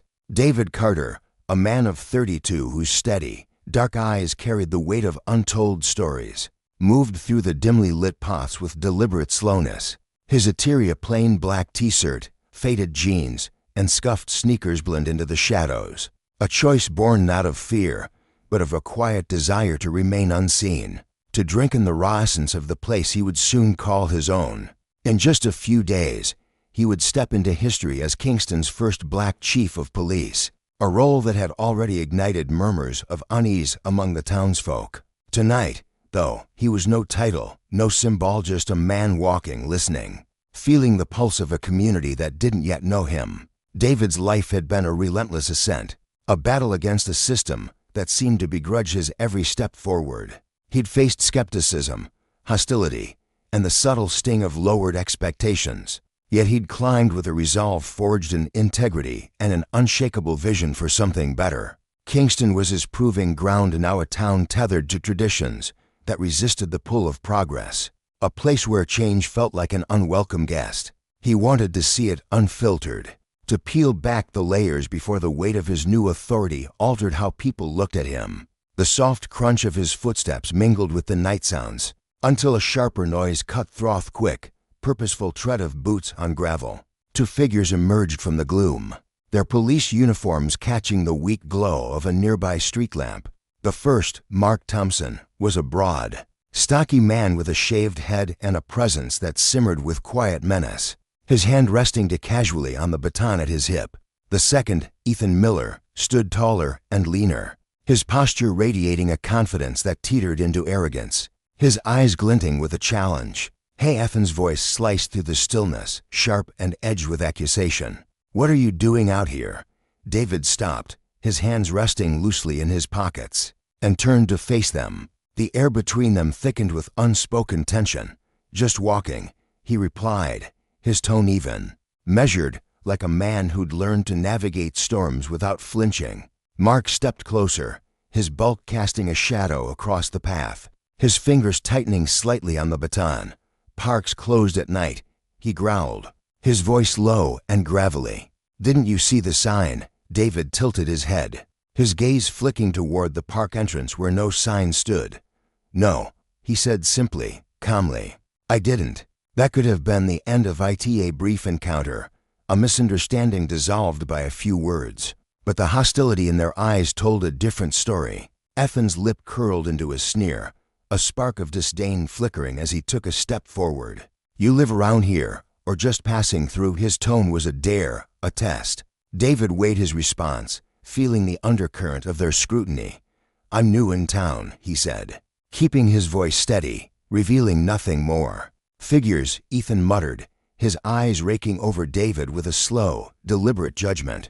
"What's your name?" David paused, not out of fear, but curiosity. How far would they push this? "David," he answered, keeping it short, his expression unreadable. "David what?" Mark pressed, his tone sharpening, his patience fraying at the edges.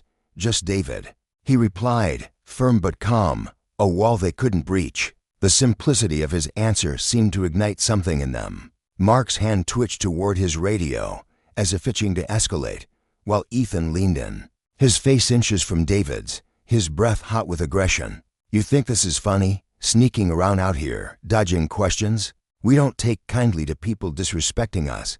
David didn't flinch, his stance solid, his voice cool as steel. "I'm not sneaking. I'm not disrespecting anyone. I'm just walking." Ethan let out a harsh, barking laugh, shaking his head. "Walking, huh? People like you always have an excuse, always think the rules don't apply." The words dripped with venom, heavy with unspoken meaning, and David felt the familiar tighten in his jaw at anger. Not yet, but the slow burn of recognition. He'd heard this script before, felt its weight in 1,000 different moments. Mark stepped in then, his voice a low rumble of menace. "Empty your pockets, now." David raised an eyebrow, a flicker of defiance in his eyes. "I don't think that's necessary." Mark's face darkened, his patience snapping like a brittle twig. "This isn't a negotiation." Ethan smirked, folding his arms. "Unless you want us to assume you're carrying something illegal." The irony hit David like a puncher. He was, days from commanding these very men, being treated like a threat. Ain't nobody to be shaken down in the dark. It wasn't funny, not really. But the absurdity of it gnawed at him. This was the reality so many faced, the kind he'd sworn to change. Slowly, he pulled his hands from his pockets, spreading them wide.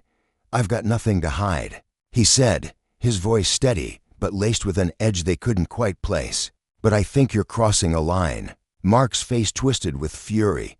"You don't decide what's crossing a line here. We make the rules." Ethan nodded, his grin smug and triumphant. "Rule number 1, don't mouth off to the cops." David's patience frayed at the seams, a quiet storm brewing beneath his calm exterior. He took a single step forward, closing the gap between them, his voice dropping to a low, commanding timbre that cut through their bravado. "You're right, this isn't a negotiation. But you have no idea who you're talking to." Ethan opened his mouth, a retort poised on his tongue. But David didn't let him speak. With a smooth motion, he reached into his back pocket, pulled out his identification, and held it up, the faint light catching the embossed letters. "David Carter," he said, his tone sharp and unyielding. "Your new chief of police." The moment crystallized, the air itself seeming to hold its breath. Ethan's smugness melted into wide-eyed shock, his mouth hanging open as if the words had physically struck him. Mark's hand fell limp from his radio, his bravado crumbling into stunned silence. The power they'd wielded so carelessly evaporated, leaving them exposed, vulnerable. David didn't gloat, didn't need to. His presence alone was enough. A quiet rebuke to their arrogance. This wasn't just a personal victory, it was a lesson carved into the night. A testament to the consequences of unchecked authority. For Mark and Ethan, it was a reckoning, a mirror held up to their abuse of power. For David, it was a promissetto Kingston, to himself that justice could prevail, even in the shadows. Far from that tense night in Kingston, another story unfolded, one that wove its own threads of accountability and redemption. Rachel Carterno's relation to David stood in a courtroom bathed in the soft glow of late afternoon light, her heart pounding against her ribs like a caged bird. A year ago, she'd entered the same room shackled by her own arrogance. A police officer convinced her badge was a shield against consequence. Now, she stood at a podium, not as a defendant, but as a guest, invited by Judge Martin Grant to speak to a group of men and women facing sentences like the one she'd once served. The faces before her were a mosaic of defiance, fear, and resignation, and she knew each emotion intimately. A year ago, she began, her voice trembling slightly before steadying. I walked into this room thinking I didn't owe anyone anything. I thought my badge made me untouchable, that my title put me above the rules. I was wrong. She paused, her eyes sweeping the room, meeting theirs with a raw honesty that stripped away pretense. The truth is, no one's above accountability, and no one's beyond redemption. Change isn't easy, it's messy, it's painful. It forces you to look at yourself in ways that hurt. But if you're willing to own your mistakes, to do the work, it's worth it. I'm not here to preach. I'm here to tell you it's possible. The applause that followed was quiet, restrained, but it sank into her bones like a bomb. Rachel's journey had begun in defiance, her pride a fortress she'd built to hide her flaws. Community service had been her sentence, a punishment she'd resented until Maria, a soft-spoken supervisor with eyes that saw through facades, refused to let her wallow. Maria's gentle persistence cracked Rachel's defenses. Her quiet thank you for sticking around, a lifeline Rachel hadn't known she needed. As weeks stretched into months, Rachel's presence rippled outward. She worked alongside people she'd once dismissed, forging bonds across divides she'd thought impassable. Her story, imperfect, chaotic, real, struck a chord because it mirrored their own struggles. James Mitchell, a weary man with a quick temper who'd once called her a lost cause, became her unlikely ally. One evening, as the sun dipped below the horizon, painting the sky in hues of orange and gold, they sat on the steps of the community center, exhaustion settling into their bones after a long day. James turned to her, his voice gruff but earnest. "Carter, I didn't just think you wouldn't change, I didn't think you could. You proved me wrong. That takes guts." Rachel's smile was small, her eyes catching his in the fading light. "Coming from you, that means a lot." He shrugged, a faint smirk tugging at his lips. "Don't let it go to your head." Maria, too, had watched Rachel's transformation with a quiet pride, her own heart softening as she saw the woman beneath the armor. One day, as they sorted donations in a cluttered back room, Maria rested a hand on Rachel's shoulder, her touch warm and steady. "You proved a lot of us wrong," she said, her voice thick with emotion. "Thank you for not giving up on yourself. You've taught me more than I can ever repay." Rachel felt a lump rise in her throat, the weight of Maria's words sinking deep. These moments, small, human, profound, wove the tapestry of her redemption, a journey from hubris to humility. Rachel's story, like David's, was a mirror to the world, reflecting the stark truth that power, when abused, demands a reckoning. Her fall from grace and rise through accountability taught her, and those around her, that justice isn't a gift, it's a choice, one that requires courage to face and strength to uphold. David's confrontation in the park, a quiet stand against tyranny in miniature, echoed the same lesson. No one is above the law, and no one is beyond its reach. Together, their paths illuminated the consequences of wielding authority without careening, the hope that lies in choosing to make amends. In Kingston's heavy night and Rachel's crowded courtroom, the message rang clear: mistakes don't define us, but how we answer for them does. The night air clung to David's skin, heavy with the scent of damp grass, and the faint tang of metal from the baton still gripped loosely in the officer's trembling hand. The man's mouth gaped, opening and shutting like a fish stranded on dry land. Desperate for words that refused to surface, David stood motionless, his sharp eyes tracing every flicker of fear, every twitch of shame that danced across the faces of the two men before him. He let the silence stretch, a deliberate pause that pressed down on them like a physical weight, forcing them to feel the gravity of what they'd done. When he finally spoke, his voice cut through the stillness, icy and unyielding, each syllable a hammer striking stone. "What you've done here tonight, it's beyond unacceptable. And trust me, this is only the start of what I've come to unravel and set right." The officers Mark Thompson and Ethan Miller stood rooted to the spot, their bravado stripped away in an instant, leaving them exposed under the dim glow of a park street lamp. Their uniforms, once symbols of authority, now seemed ill-fitting, almost comical in their disarray. Neither dared to utter a sound. The sting of humiliation burned too fiercely in their chests. David took a slow step back, his fingers deftly sliding his ID back into his coat pocket with a practiced calm. That only deepened their unease. "I'd advise you to spend some serious time thinking about this moment," he said, his tone carrying the weight of a judge delivering a sentence. "Because when Monday rolls around, things are going to shift permanently." With that, he turned on his heel, his boots crunching softly against the gravel path as he walked away, leaving them stranded in the shadowed park. His words lingered behind him, reverberating in the air like the tolling of a bell, a promise of justice they couldn't escape. The next morning, David Carter's first day as Kingston's chief of police dawned under a relentless sun that blazed down with an almost spiteful intensity, as if testing his resolve from the outset. The department building loomed at the edge of downtown, a squat, unassuming structure of weathered brick and grimy, outdated windows that seemed to embody the town's stubborn refusal to evolve.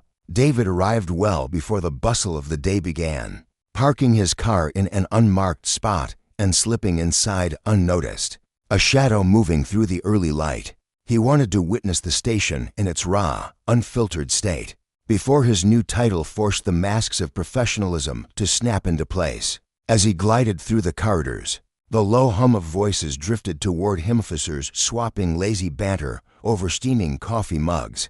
In the break room, a dispatcher's bright laughter spilling out as she scrolled through her phone. It all felt deceptively ordinary, a veneer of routine that masked the rot David knew lurked beneath. He'd seen enough in his career to recognize that every institution, especially one as tarnished as this, hid fractures deep, jagged cracks he was hell-bent on prying open and mending. It didn't take long for the whispers to start. As he moved toward his office, he caught the sidelong glances of officers, some curious, others skeptical, a few simmering with barely concealed resentment.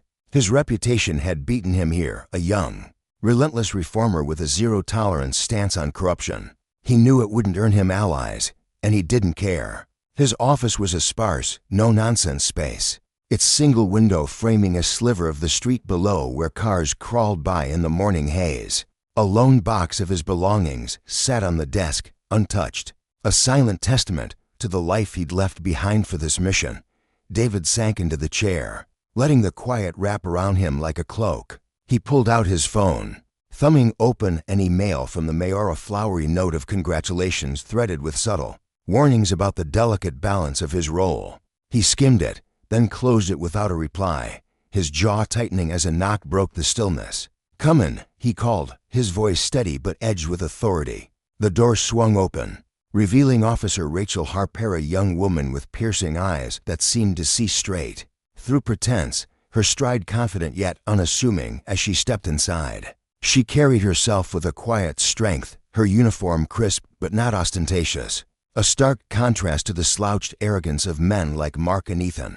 David had already flagged her file during his initial review.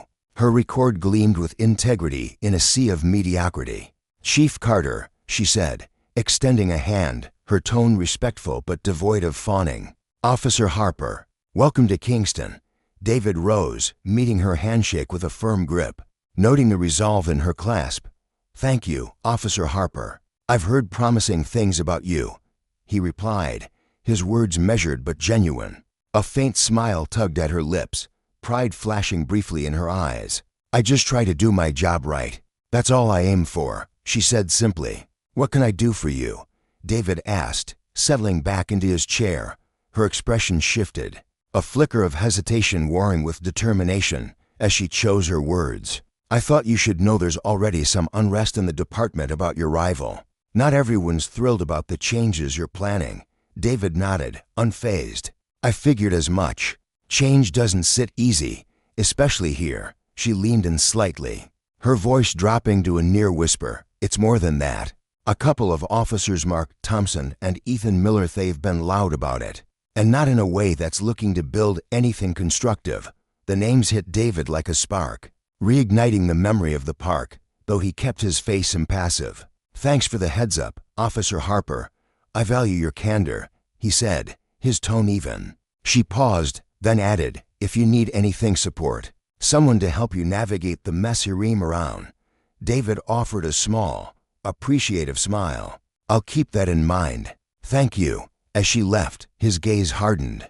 Mark and Ethan weren't just thorns in his side, they were festering sores on a body he'd sworn to heal. Later that morning, David summoned the entire department to the briefing room, a cramped space thick with the scent of stale coffee and the buzz of restless energy.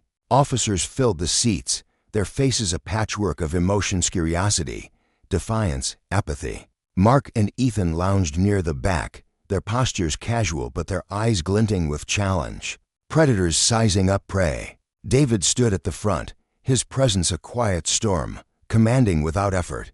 "Good morning," he began, his voice a calm blade slicing through the tension. "For those who don't know me, I'm David Carter, your new chief of police. I'll skip the pleasantries. I'm here to lead, and I'm here to overhaul this department." The room went still, his words sinking in like stones into a pond. "I've dug into the records. There's good work here, but there's also a pattern: misconduct, abuse of power, a lack of accountability. That stops today." A ripple of unease stirred the crowd, murmurs bubbling up like steam. David pressed forward, unflinching. "Starting now, we're rolling out training: ethics, diversity, community trust. We'll audit past cases, every single one, to ensure justice wasn't just a word we tossed around." Mark leaned back, a smirk curling his lips as he muttered something to Ethan, who snickered softly. David's eyes flicked toward them, but held steady. "I know some of you won't like this," he continued, his voice a steel thread. "That's your right. But hear me, resistance won't be an option. If you can't adapt, this isn't your home anymore." Ethan raised a hand, his face a mask of mock innocence. "Chief Carter, are you saying we're not doing our jobs?" David locked eyes with him, unflinching. "I'm saying we can and will do better." The silence that followed crackled with tension, a storm brewing in the air. "Dismissed," David concluded, watching as the room emptied, Mark and Ethan's dark glances lingering like a promise of trouble. By afternoon, the station hummed with a subdued restlessness. In their shared office, Mark and Ethan stewed, their voices low but seething. "Can you believe this guy?" Ethan spat, slumping in his chair, his fingers drumming a furious rhythm on the desk. "Waltzing in here like he's king of the damn castle." Mark's jaw clenched, his eyes narrowing to slits. "He's got no clue what he's stepping into. This place has run the same way for years, decades. One hotshot isn't gonna rewrite the rules." Ethan's smirk returned, sharp and venomous. "Oh, we'll see about that. There's more than one way to handle a guy like him." Mark nodded, his mind already spinning with schemes, a dark resolve settling in. If David wanted war, they'd bring it to his doorstep. As evening fell, David locked his office, the weight of the day pressing into his bones like a bruise. The path ahead loomed steep and treacherous, but he hadn't come for ease, had come to face the shadows head-on, to root out the corruption no matter how deep it burrowed. Men like Mark and Ethan thought power was theirs to wield unchecked, but David knew better. Justice wasn't just a badge or a baton, it was a reckoning, and he'd see it through, whatever the cost. The days that followed simmered with tension, conversations dying as he entered rooms, officers watching him with wary eyes. Rachel offered quiet hope, a flicker of light in the murk. But Mark and Ethan's defiance grew bolder, a storm gathering strength. Small acts of sabotage crept in: missing files, tampered logs, petty jabs meant to test him. David met each one with unwavering resolve, a man forged in the fire of consequence. ready to teach them all that power abused was power lost. The station buzzed with the usual chaos of ringing phones, clattering keyboards, and the faint hum of fluorescent lights overhead. But for Chief David Carter, the disorder felt heavier than usual. At first, he'd chalked it up to the natural entropy of a precinct that had been limping along for years, desperately in need of a firm hand to steer it right. The chipped paint on the walls, the stacks of unfiled paperwork teetering on desks, the stale coffee scent lingering in the air, it all seemed like the inevitable mess of a place, overdue for change. But as days turned into weeks, a gnawing suspicion began to take root in his chest. The incidents piling up weren't random. They were deliberate, precise, like arrows aimed straight at him. Files went missing. Reports he'd signed off on were inexplicably altered. Each discovery tightened the knot in his stomach, a quiet fury simmering beneath his calm exterior. One crisp morning, the sunlight slicing through the blinds in his cramped office, David sat hunched over a critical report. It detailed a recent cast of community complaints against officers, allegations of excessive force that had stirred up protests outside the station. His brow furrowed as he flipped through the pages. Entire sections were obscured, thick black lines slashing through words he distinctly remembered reading just days ago. His fingers tightened around the edges of the paper, the crinkle of it loud in the otherwise silent room. This wasn't a clerical oversight. Someone had tampered with it. He reached for the phone on his desk, the cold plastic pressing into his palm as he dialed the records department. "This is Chief Carter," he said, his voice steady but edged with authority. "I need the original, unredacted version of case file 2187. Right now." There was a pause on the other end, a faint hitch in the clerk's breathing. "Chief, I'm not sure what you mean," she stammered, her words trembling slightly. "That's the only version we have on file." David's jaw clenched, a muscle twitching beneath his stubbled cheek. "That's impossible," he snapped, his tone sharp enough to cut through her hesitation. "I reviewed this file last week. It was complete." "Check again," the clerk mumbled, a reluctant, "I'll look into it," but the doubt in her voice rang louder than her words. David slammed the receiver down, the sound echoing off the walls. His mind raced, piecing together fragments of suspicion. This wasn't laziness or incompetence. Someone was erasing evidence, rewriting the truth, and they were bold enough to think he wouldn't notice. He leaned back in his chair, the leather creaking under his weight, and glanced at the duty roster pinned to the corkboard on his wall. Two names stood out like stains on a clean sheet: Mark Thompson and Ethan Miller. Both had been on shift when the files were last accessed. Coincidence? David's gut churned with a resounding no. He'd known officers like them before: cunning, entitled, the kind who saw power as a toy to wield rather than a duty to uphold. The thought of them sabotaging his work, undermining the fragile trust he was trying to build with the community, lit a spark of anger in his chest that he struggled to keep contained. That afternoon, the briefing room hummed with tension as David summoned his command staff. Officers trickled in, their boots scuffing against the linoleum floor, their murmured conversations fading into uneasy silence as they took their seats. The air was thick with curiosity and a faint undercurrent of dread. Mark and Ethan sauntered in last, their strides slow and deliberate, their faces masks of indifference. Mark leaned against the back wall, arms crossed, a smirk tugging at his lips like he was daring someone to call him out. Ethan mirrored him, his posture loose, but his eyes sharp, glinting with something darker. David stood at the front, his broad hands resting on the edge of the table, his presence commanding the room without effort. "I called you all here because we have a problem," he began, his voice low and firm, cutting through the murmurs like a blade. "Files are disappearing. Reports are being altered.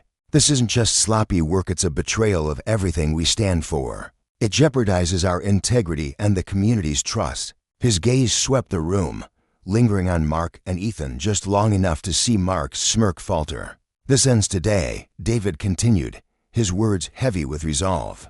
"I've ordered an internal audit of every case file from the past 6 months. Every discrepancy will be tracked down, and those responsible will face consequences." A ripple of discomfort spread through the room, shifted postures, averted eyes. Mark uncrossed his arms, his smirk morphing into a thin, defiant line. "With all due respect, Chief, he drawled, his tone dripping with mockery. Aren't you overreacting? Mistakes happen. Doesn't mean anyone's out to get you.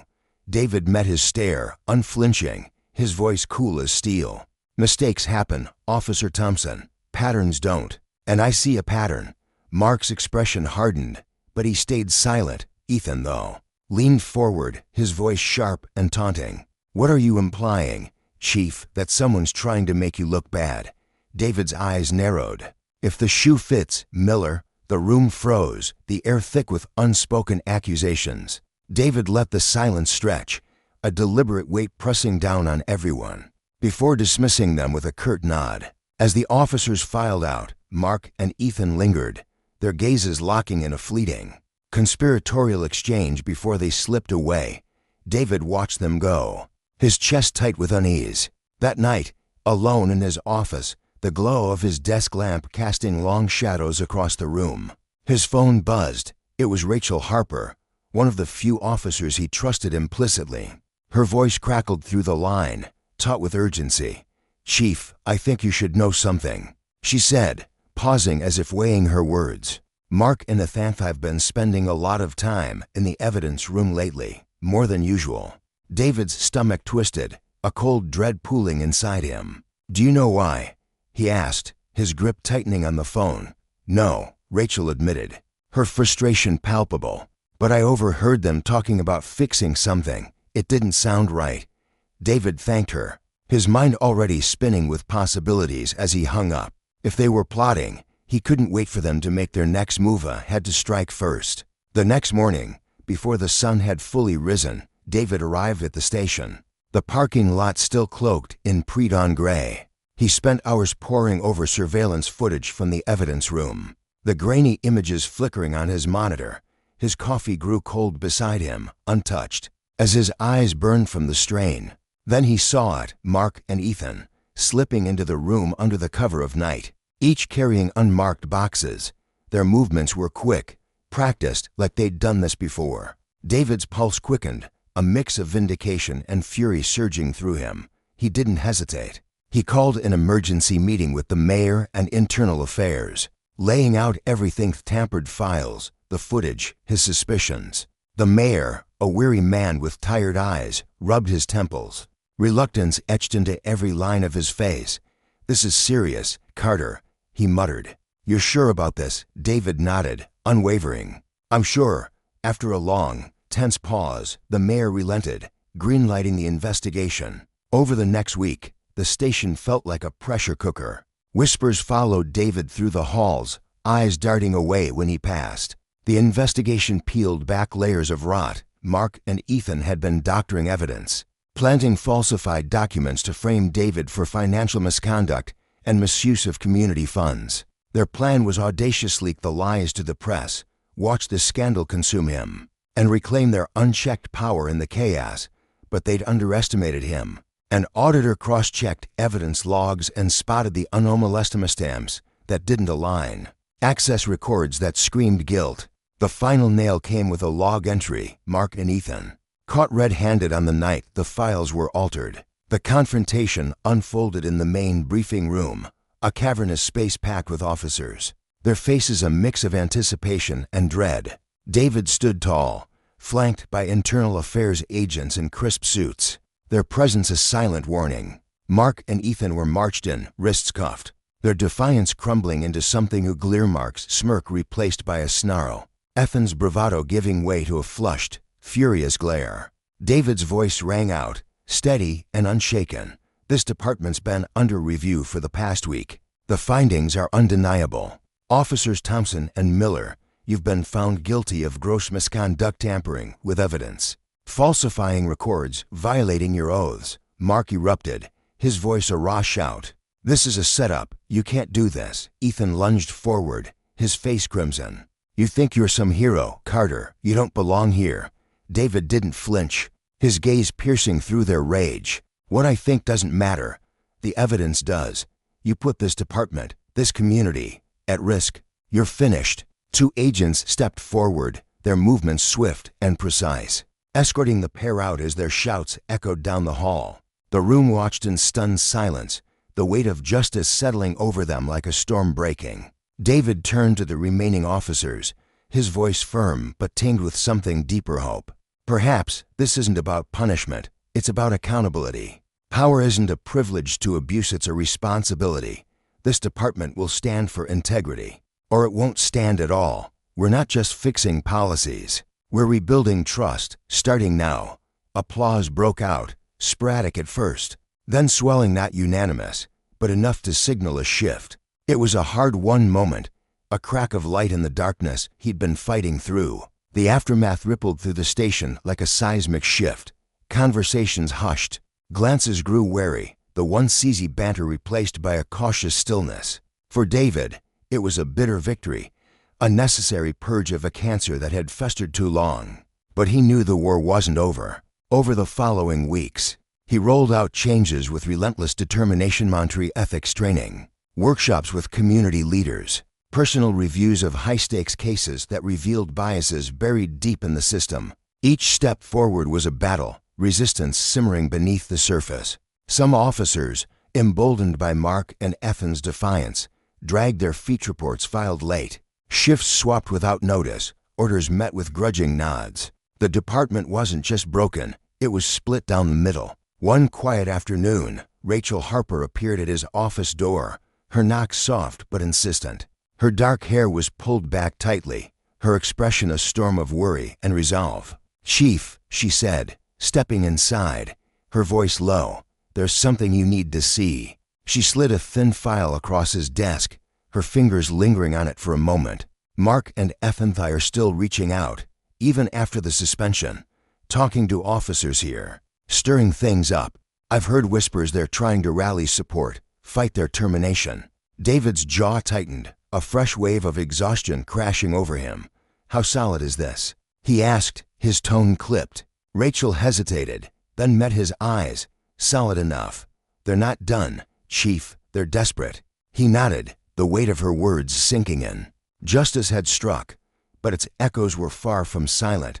The lesson was clear: power, when twisted, didn't just harm, it fought back. And David knew he'd have to keep fighting too, not just for order, but for something greater, a legacy of trust worth leaving behind. Rachel paused, her breath catching in her throat as she stood before Chief David Carter, her eyes flickering with a mixture of hesitation and urgency. The dimly lit office seemed to close in around her, the faint hum of the precinct's night shift barely audible through the thick walls. She shifted her weight, her boots scuffing softly against the worn carpet, before she spoke. "What I've heard, it's credible enough that I couldn't keep it to myself.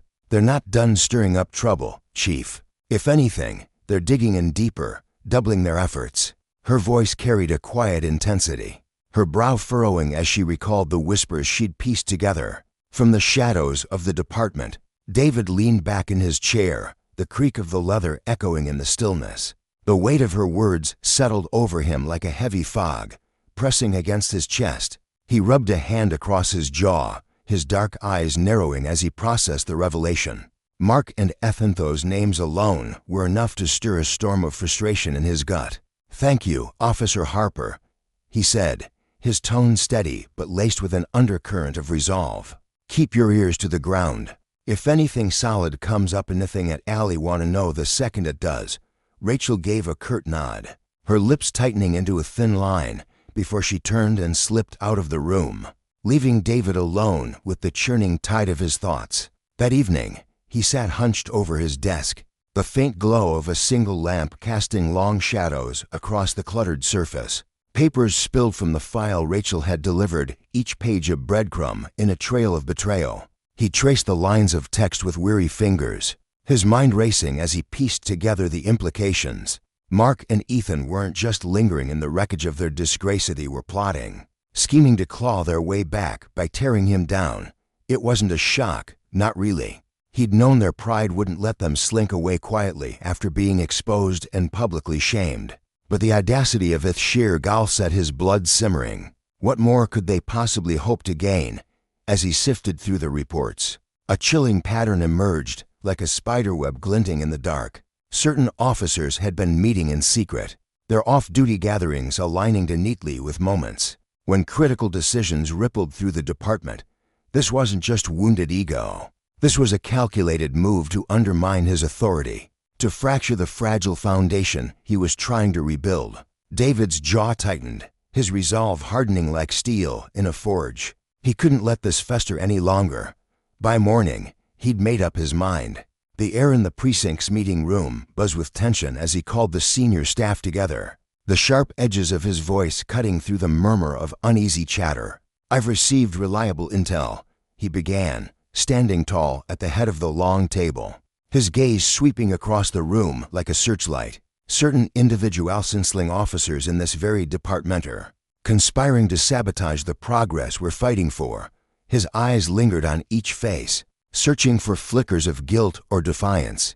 "Let me make this crystal clear. This kind of behavior ends now. If you're not here to serve this community with honor and integrity, you don't belong here." The silence that followed was suffocating, the weight of his words pressing down on every soul in the room. Then, Captain Linda Reyes, a woman with steel-gray hair and a voice that carried the weariness of decades, on the force broke the stillness. "Chief Carter," she said, her tone cautious but firm, her fingers tapping lightly against the table as she chose her words. "I think most of us want the same thing: a stronger, better department. But you've got to understand, there's a lot of history here, layers of loyalty and resentment built up over years. Turning it all around in a heartbeat, that's a tall order." Her eyes met his, steady and searching, a flicker of respect buried beneath her skepticism. David inclined his head, acknowledging her point without softening his stance. "I'm not asking for miracles, Captain. I'm asking for commitment. And that starts with us holding ourselves to account. No excuses, no exceptions." Reyes studied him for a long moment, her expression softening into something thoughtful, almost approving. "You've got my support, Chief," she said finally, her voice quieter now, but no less resolute. A faint warmth flickered in David's chest, tempering the fire of his frustration. "Thank you, Captain Reyes," he replied, his tone easing just enough to hint at gratitude. "And for anyone who sees it differently, consider this your warning. The time for games is over." That meeting became a pivot point, a crack in the ice that began to spread. Many officers started to align with David's vision, their steps falling into rhythm with his call for change. But a stubborn knot of dissenters held firm, their whispers of resistance echoing in the halls. David watched them closely, his instincts honed to a razor's edge as he worked to uproot the last traces of defiance. Meanwhile, Rachel's digging uncovered fresh layers of dirt. Mark and Ethan had been busy, weaving a web of rumors through Kingston streets. They painted David as a reckless outsider, claiming his reforms endangered the public, even feeding their lies to local reporters hungry for a scandal. But David didn't flinch.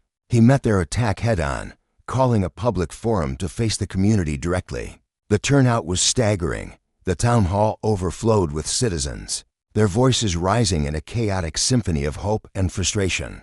David stood at the podium, his broad shoulders squared, listening as people poured out their fears and dreams. An elderly woman rose from the crowd, her frail frame trembling as she gripped the microphone. Her voice quavered, thick with emotion, as she spoke. "For the first time in years, I feel like someone's actually hearing us," she said, tears glistening in her wrinkled eyes. "Please don't let them take that away." The room erupted in applause, a wave of sound that crashed over David and filled him with a fierce, unshakable determination. The people had his back, and that was a weapon Mark and Ethan couldn't counter. As weeks turned into months, the fissures in their support began to gape. Officers who'd once stood with them drifted away, sensing the tide shifting and the scrutiny tightening around their necks. Even the department's hardened skeptics started to see glimmers of value. In David's change, fewer complaints, better trust with the public, a slow but real thaw in the old bitterness. Mark and Ethan, though, clung to their grudge like drowning men to driftwood. In a desperate final gambit, they leaked forged documents to a local journalist, hoping to resurrect the scandal that had toppled them. David was ready. When the story hit, he faced the press with calm certainty, laying out proof of the forgery and detailing every step the department had taken to root out corruption. The public's faith in him swelled, while Mark and Ethan's last shred of credibility dissolved into dust. By the fourth month, the department was transforming Training sessions sparked genuine engagement. Officers walking the streets with a new sense of purpose. Complaints of misconduct plummeted, and trust fragile but growing began to take root. One quiet evening, David sat in his office, the file long since closed, staring out at the dusk settling over Kingston. The fight wasn't finished, not by a long shot, but the momentum had shifted. He could feel it in his bones. Still, a nagging question gnawed at him. What would Mark and Ethan try next? Could he finally close this chapter without the department splintering further? The answers came crashing in sooner than he'd braced for. It was a crisp morning when Rachel's voice crackled through his phone, taut with urgency. "Chief, you need to get down here now." His stomach dropped, a cold dread pooling as he pressed her for details. "It's Mark and Ethan," she said, her words tumbling out in a rush. "They're at City Hall, leading some kind of protest. They've got a handful of officers with them." David muttered a quick thanks, ending the call as he snatched his coat and strode out, his mind already racing through the confrontation he'd long seen coming. The scene at City Hall was a maelstrom. A dozen officers clustered on the steps, flanked by a smattering of townsfolk swayed by Mark and Ethan's venom. Signs bobbed above their heads, accusing David of tyranny, of gutting the police, of being unfit to lead. Mark stood at the forefront, his voice booming through a microphone, sharp and fervent. "This department's been ripped apart under Carter's so-called leadership," he bellowed, his face flushed with righteous fury. "He's not one of us, doesn't get this town or its people." Ethan loomed beside him, nodding fiercely, urging the growing crowd to roar their agreement. David pulled up, his car door slamming shut with a thud that cut through the noise. He approached with deliberate steps, his presence drawing every eye like a magnet. Whispers rippled through the throng. "That's him. The chief, what's he gonna do?" He climbed the steps, his gaze locking onto Mark and Ethan with unyielding calm. The crowd hushed, the air thick with anticipation. Mark pivoted, a sneer twisting his lips. "Well, look who's here. Come to shut us down, Chief." David didn't waver. He stepped forward, planting himself between Mark and the crowd, his voice steady and clear, carrying without effort. "I came to listen," he said, his eyes sweeping over the group. "You've got concerns, you want to hear them." Mark blinked, thrown off balance, his bravado faltering before he rallied. "We've made our concerns clear. You're tearing this department apart with your reforms. You don't belong here." David held his stare, unflinching. "This department was broken long before I arrived. I didn't shatter it, but I'm damn well here to fix it. And that starts with accountability." A murmur rolled through the crowd, some nodding, others shifting uneasily. Mark's lip curled. "Accountability? Is that what you call ruining careers, throwing good officers under the bus?" David closed the distance, his voice sharpening like a blade. "You ruined your own career, Mark. You tampered with evidence, schemed against your own leadership, and betrayed this community's trust.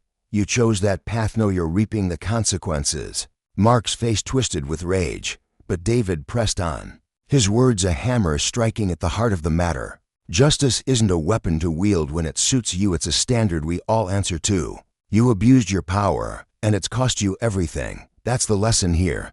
The crowd shifted, the air heavy with the truth sinking in. Ethan stepped forward, his fists clenched, but the fire in his eyes flickered as he saw the tide turning. David stood firm, a beacon of resolve amid the storm, knowing this clash would echo far beyond the steps of City Hall, a testament to the price of corruption and the slow, hard fight for something better. The tension in the room crackled like static as Ethan's voice cut through the air, sharp and defiant. "And what about the rest of us?" he demanded, his words trembling with a mix of frustration and fear. "The ones who don't buy into your grand vision, though, we just shut up and march to your tune." His eyes, wide and searching, locked onto David, daring him to respond.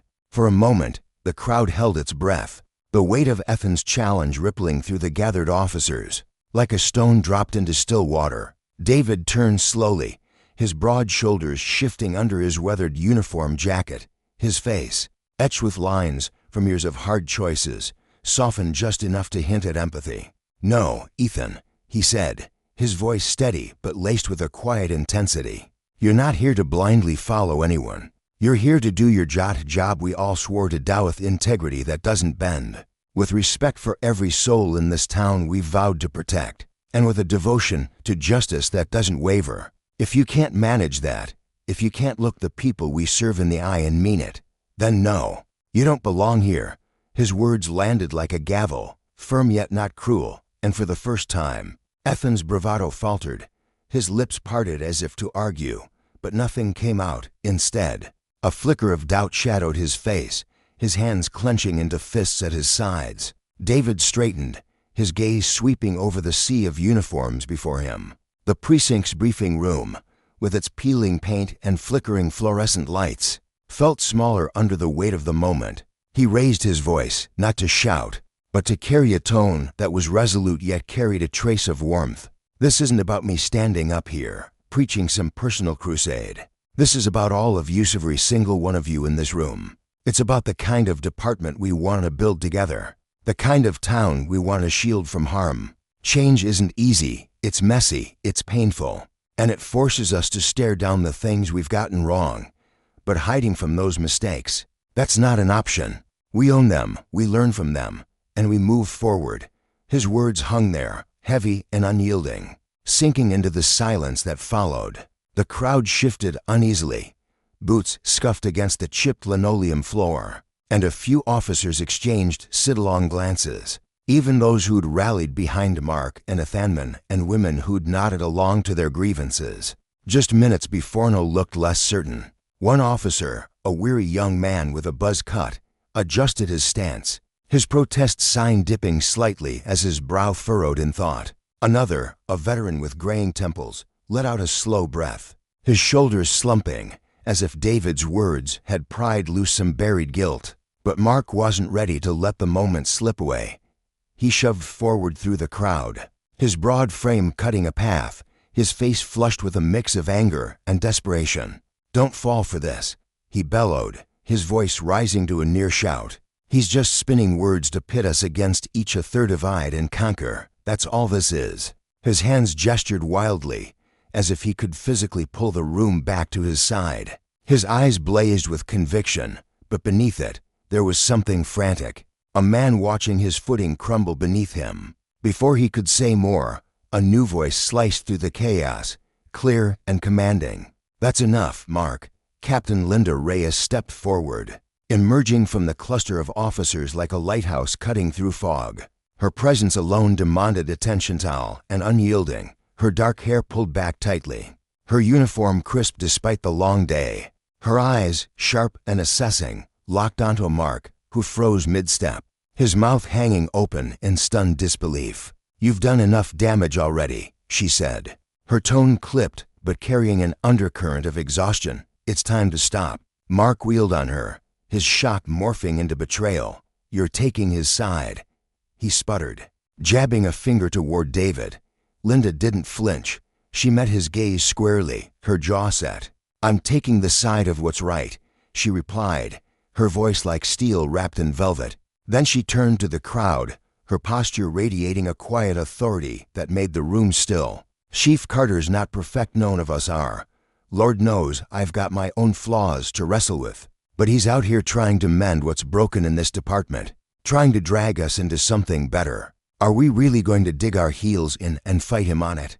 Just because it's tough to look in the mirror?" Her words lingered, and the air shifted again. The crowd began to fray at the edge. Officers, who'd stood shoulder to shoulder with Mark and Ethan, now hesitated. One by one, protest signs lowered, hands slipping into pockets or crossing over chests. The weary young officer from earlier dropped his gaze to the floor, kicking at a scuff mark as if it held some answer. The veteran beside him muttered something under his breath and stepped back, blending into the dispersing throng. The momentum Mark and Ethan had built was unraveling, thread by thread, until it lay in tatters at their feet. By day's end, the reckoning came. Mark and Ethan sat stiffly in a dimly lit hearing room, the faint hum of the precinct buzzing beyond the walls. Evidence of their misconduct reports of intimidation, corners cut, and trust betrayed was spread across the table like a map of their downfall. David sat across from them, his face a mask of resolve tempered by regret. When the final word, communication, felt no satisfaction, only a hollow ache. He'd never wanted this, never taken joy in watching careers collapse. But as he signed the papers, his pen scratching against the page, he knew it was the only way to uproot the rot and let something honest grow in its place. In the weeks that followed, the department exhaled. The air felt lighter, the rift left by Mark and Effen's defiance beginning to mend. Officers who'd once grumbled in corners now lingered in the break room, swapping stories over lukewarm coffee, their voices tinged with cautious hope. New standards took root. Accountability wasn't just a buzzword anymore. It was a promise they started to live by. Community meetings, once sparse and tense, swelled with face neighbors who'd long written them off now daring to believe again. Complaints trickled to a near stop, and trust, fragile but real, began to bloom. One evening, as the sun dipped below the horizon, painting the sky in streaks of orange and purple, David trudged toward the precinct. His boots crunched against the gravel lot, his breath fogging in the crisp air. At the steps, he spotted Rachel Harper leaning against the railing, her coat pulled tight against the chill. She was a civilian clerk who'd seen the department through its ugliest days, her quiet resilience a steady pulse amid the storm. "You did it, Chief," she said, a small smile tugging at her lips, her eyes bright with something like pride. David shook his head, a tired chuckle escaping him. "No, Rachel, we did it. This was never about me, it's about everyone who stuck it out, who chose to keep going." She nodded, her respect for him shining through the dusk, but she pressed gently, "Still, it wouldn't have happened without you pushing us forward." He didn't reply right away. Instead, he turned to look out at the precinctificers milling about, laughter drifting from an open window, the hum of a town settling into something safer, stronger. A quiet pride settled over him, warm and steady, like a fire banked for the night. The road had been brutal, paved with doubt and sacrifice, but it had led them here. And as he stood there, he understood. True leadership wasn't about wielding power or bending others to his will. It was about planting seeds of justice and trust, nurturing them through the hard seasons, and leaving behind something that would stand long after he'd walked away.